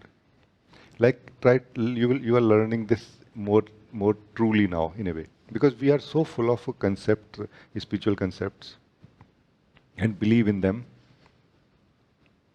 that we so quickly declare that this is not awakening, or this is not awareness, and this is not true state of being, or this is true state of being, you know, and this is movement, and this is not movement, and this is stillness, and this is not, no. You yourself know now. Now you yourself knowing directly. No? So it is really less important what it is called. It is more important what it is for you, not for others, isn't it? Now you are knowing directly. No? Because it doesn't really matter what it is called. What matters is that what we know about it and what really it is. And true knowledge is much more valuable or important for us, not for anybody else. No? Because beloved, remember, we are paying the bill through our age that is passing every minute, every second, every day, every week, every month, every year. No? The age is the cost that we are paying, no? to experience anything or to hold on to anything also. No? Thank you. It's very nice. Thank you, beloved. Thank you. It's very, very nice.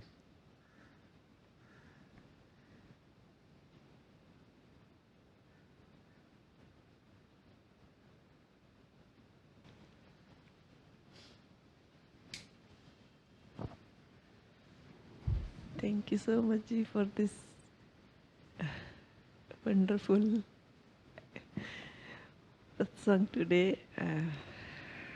I just want to explore more about Atmanubhuti.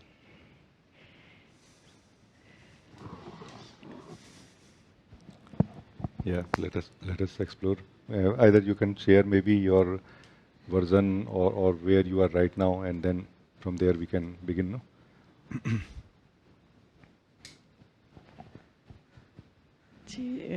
Few things I noticed today, like thought is not a problem, but we are just opposing continue why I am thinking or why this thought, why like fighting with thought is, I just noticed this is the problem. That's why we suffering with thoughts.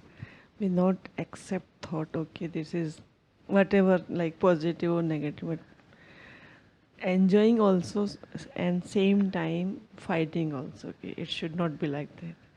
And if I come like in front of you, I'm not honestly saying like this thought is going on, like I'm continuous hiding that thing also. So that just I notice it just in my like, so it's stability. I feel like only stability is the key, all kind of spiritual goal can say.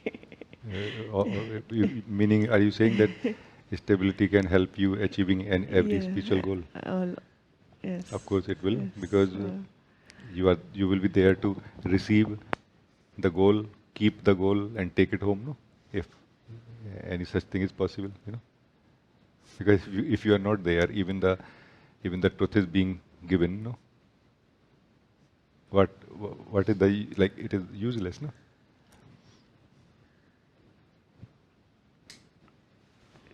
And in starting you told like 8.4 million number is a really 8.4 million life, yeah, like birth. Yeah, so I don't want to go this circle. I mean, you are referring to this 84 lakh yoniya in Hindu, Indian, you know, outlook. There are 8.4 million births we take before taking the birth as a human, no? And that circle when moves again, there are all chances that we will take that much time again to come back, and how easily we miss that. I think this is what we are talking for those who don't have the background, and how easily we miss. Like I was hearing some saint who was saying, almost shouting that, "Why don't you hear this?" He was saying like that. Like you have such a powerful time, like such a invaluable, you know, opportunity for discovering yourself or being free from this wheel of birth and death. You know? I don't really say anything like this. It was just for a reference in some way, but I really don't have any advice to give to anyone that do this or achieve this or don't achieve this. I just wonder that what brought you here? If you want to talk to me, talk to me. No? It's as simple as this. No? But good that you can see. No? It's not really about whether there are 8.4 million billion 4 million birth that we have to take. It is about whether we want to take chance or not. Whether even we want to take next birth even or not, as a human even. No. Like, for what? This is the question. For what? Like, for what we are postponing knowing who we are? For what we are postponing living the truth of who we are? For what we are skipping or passing that chance of living the joy and the bliss of our own being? For what? This is where we are not noticing. No? For what? This is the whole point. Because there could be some valid reason maybe that no, I don't want to know myself right now. Because there is a because maybe, no. And this is a surprise it was a surprise for me also that all those because are absolutely false. All of them. Until a being lives as itself, it cannot really experience anything. All the other experiences in the state of not knowing ourselves are only dreams, living in the dream. No? Like how valuable it will be to drink the most pure water in the dream versus even drinking a normal water when not dreaming. Actually experiencing it like a touch of that water in your mouth and you're going through your throat down. But many times we don't even have a reference like a background or comparison. We don't even have that contrast that what is the awakened state and what is the asleep state. Even we don't have that sometimes. But thank you that you are talking like this. So this kind of observation, this stability that you are talking about and from where you are speaking is very useful. Because then what will happen is that as we talk now, as we engage now in living our own truth, it will be so easily possible, isn't it? You will not be lost or busy or confused also that what it is. Because living the truth is not really require so much of spiritual skills in terms of conceptual knowledge. No? It requires our interest only. And also our freedom, how much we have become free from engagement with the thoughts and feeling from that model. No?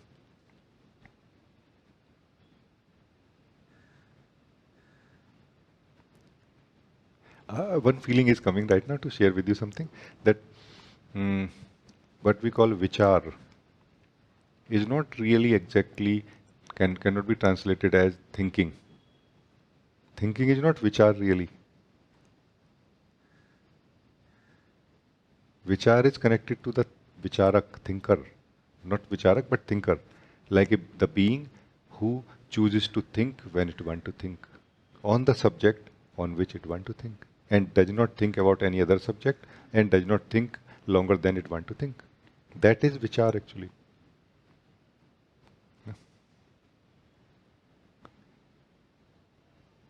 Something similar we were talking, me and Nishant also. No?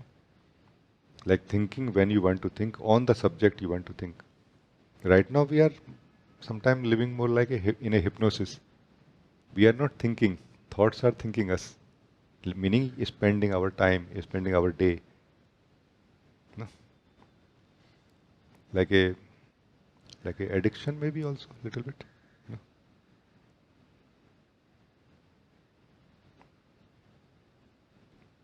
And the funny part of it is that many times we are not even aware that we are jumping from one thought to another, to another, to another, to another, to another.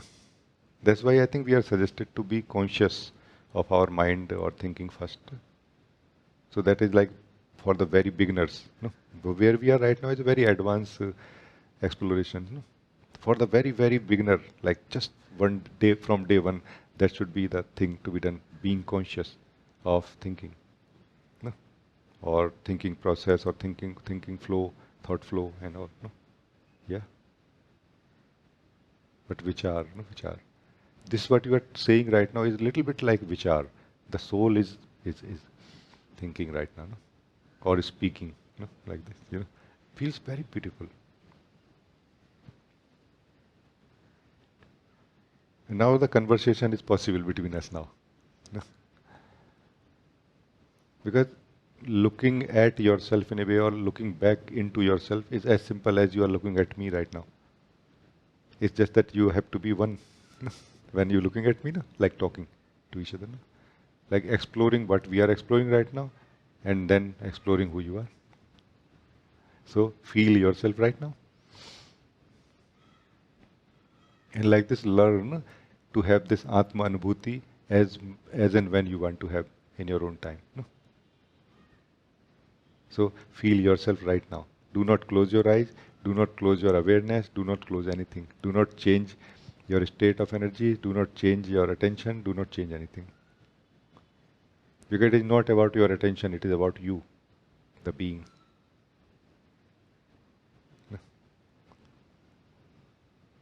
So, are you feeling yourself now? How does it feel? What is the taste of your being when you are feeling yourself?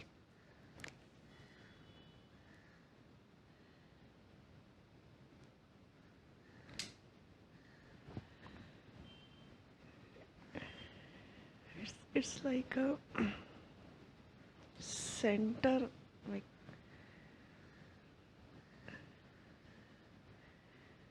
and still, and joy also same time. Stillness, joyful stillness, and like धुरी जैसे उसको क्या बोलते हैं ना जी like feeling like this. But stay here like this, like you are feeling as if like there is a center, like like a center of the moving wheel, as if. But stay here right now, little more.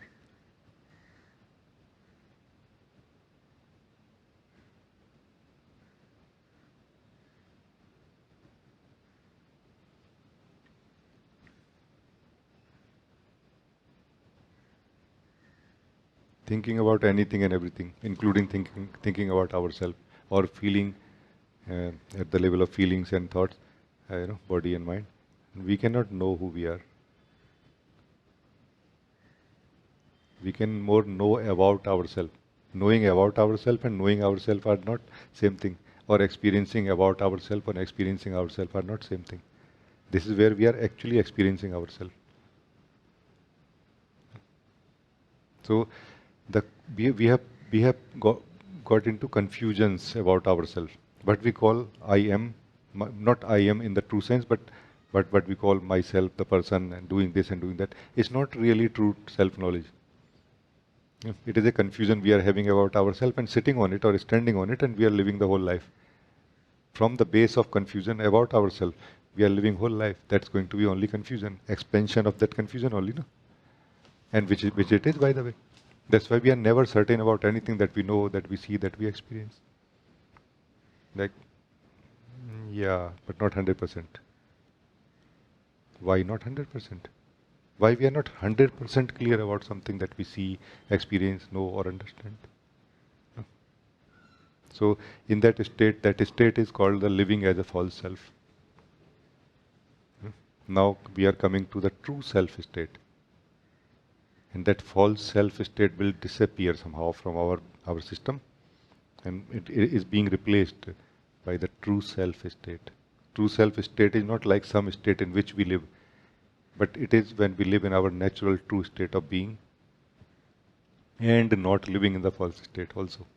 Like both are connected, isn't it? So we are not talking about a glimpse of truth of who we are. We are talking about actually living the truth of who we are continuously now, which is what we are doing right now. Yes or no? And this is actually going to remove not only the confusions we have had so far about ourselves, like am I the person, or am I the awareness, or am I the consciousness, am I the witness, or am I the I am, or am I the self, or am I the Atman, or am I the, watcher, am I the doer, am I the experiencer? No, all these confusions just simply disappear here. Because you are not many. Why you should feel manyness when you are doing many things in your daily life, isn't it? In your life, isn't it? You should feel only oneness of your being when doing so many different things. No? I am the same being, okay, thinking right now about something necessary. I am the same being doing something in the physical activity. I am the same thing, same being who is feeling something, isn't it? It should not be like this. It should be like this, isn't it? Which is possible by living this truth of you or yourself in this Atma Anubhuti.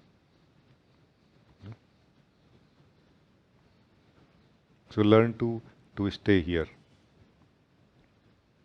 and learn to correct or refine your understanding, like knowing of it in this moment only when you are like it feels like this to me that as if it is the center of a wheel of my life or energies, no? And don't let it become like a fixed image now forever. Allow yourself to more purely live the truth of it. No?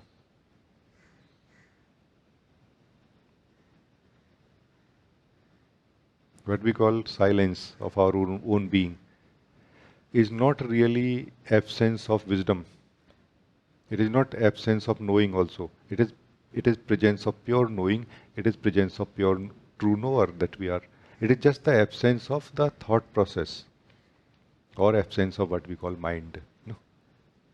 So this is a mind present here, which is saying that hey, there is a center. No? You can ignore this part while continue focusing on living the purity of yourself.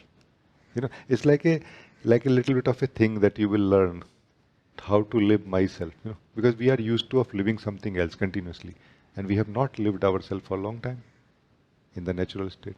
So it's like a little bit of a learning also happening here. Yeah.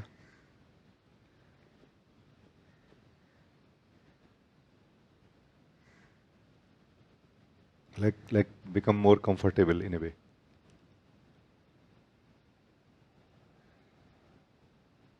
Because by living in the true state of your being, you are not going to achieve anything in one sense, except yourself, no? Which is basically achieving everything in life, whatever we want now. No? We can create a wonderful life if we want to. We can live the wonderful life as it is right now also. No? Yeah. Meaning, what is going to happen in this time period that the call for from thoughts or that model of thinking will come again and again. Avoid that. But avoid that consciously, not like, oh, I'm not going to look at it. That way nobody can stay in that natural state.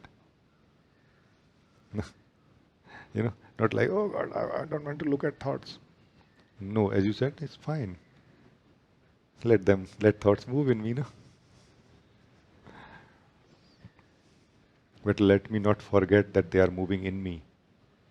And as soon as we forget that they are moving in me, we start moving in them, in the thoughts. And then we start experiencing even our own inner spaciousness through thinking, which is through imagination. We imagine about our own inner spaciousness, that how it feels like. It's like a space, or it's like pure awareness, or it's like pure being, or it's like pure witnessing. No, why to imagine? Why don't to meet directly? Right this very moment. That's what I'm saying. And it is possible. Some of you are actually experiencing this right now, not only you, Prachi. Like I can sense some of you are really with me right now in this.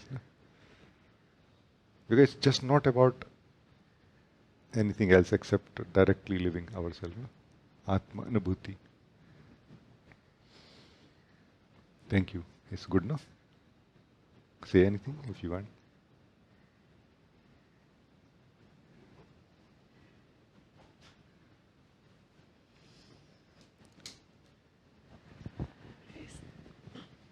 It's very, very good, Ji. And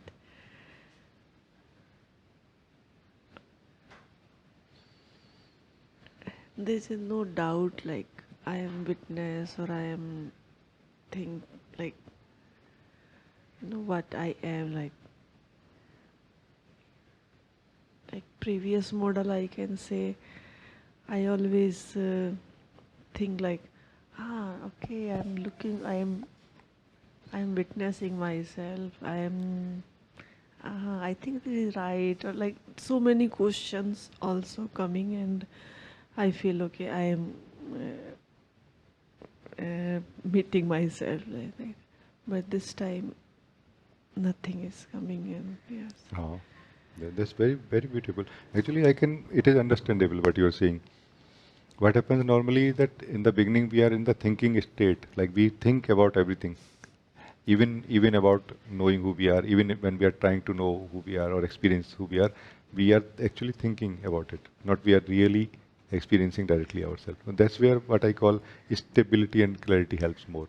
What I call Atma Vichar will help more. Atma Vichar and meditation together, they help very, very beautifully. Like somehow we start coming in contact with ourselves, which kind of start waking up our own inner wisdom of the being that supports and gives strength to our effort, our you know effort to or determination or decision to become more stable and clear. No? It helps also, and the Atma Vichar somehow refines that what I'm trying to know and why and this whole thing. Somehow ourselves start becoming clear that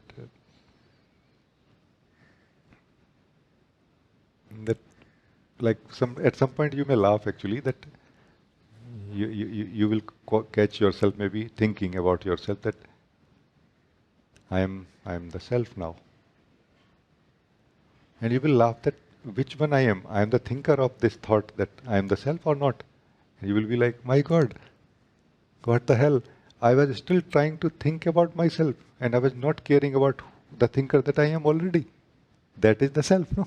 And you'll be like, oh my God, that's a strange thing, like this kind of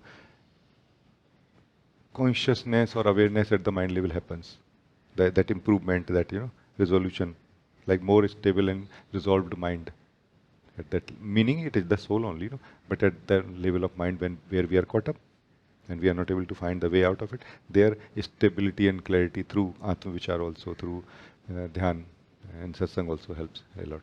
Then this is much easier, you know. Because it's never about what thoughts are saying to us or giving to us right now. It is about whether we are taking anything from them or not, and why we take anything from them.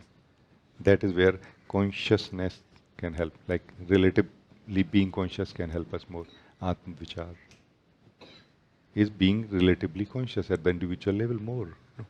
It's an attempt or effort to be more conscious. No? Like why I'm thinking like this and what I will get out of it. Yeah.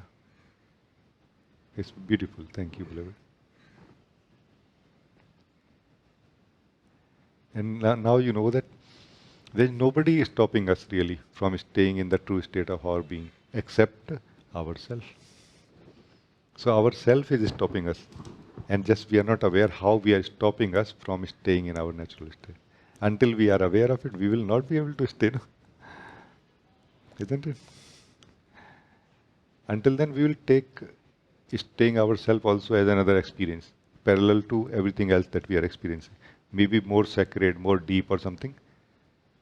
No, it's not that kind of. Atmanubhuti is not that kind of experience. It has no parallel. It has no comparison. It is radically different. You are so simple, so empty that no experience is given value in this moment, no? And you are so full of yourself, full of the purity of yourself. No? That is Atmanubhuti. No? And if somehow we can stay in this, that thing called bliss opens up somehow, which can fill our life with absolute joy. You know? Until then, we are going to be dependent on the joy that we experience as a result of a cause, no? As a result of a fulfillment of a desire or something. But even there, we are actually experiencing that same bliss only, which comes from our own being. It's just that we don't know the direct way of experiencing our own bliss or our own being. This is the direct way. All the other effort of trying to experience life in any and every way is just another effort of trying to experience our own bliss and our own being only, no? It's good, no? Thank you.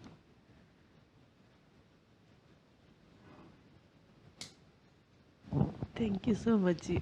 This is all your grace is showering here for this experience, or it is nothing can happen without your grace.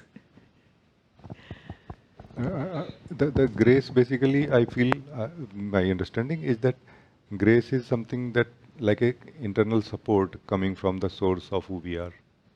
It is unconditionally coming like a love for all of us, because we all are like a tree which has come out of that source, that base ground. It is that unconditional love coming from every one of us.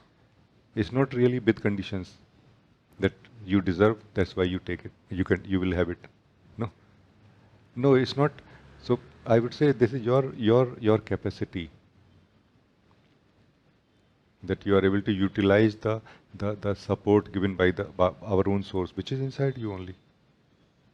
You know, or you utilizing this opportunity of this moment also, isn't it?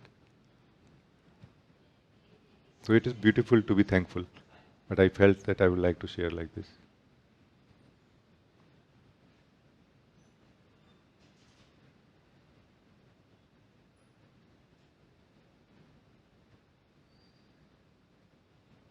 So very nice.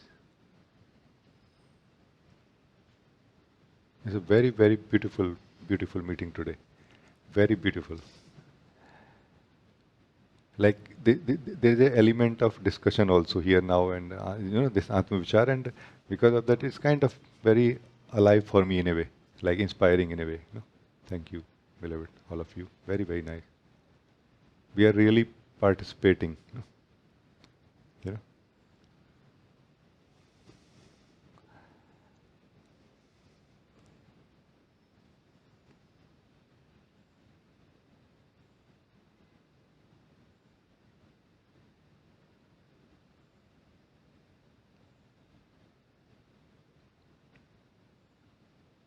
We can end this meeting now if there is no one left to talk to me.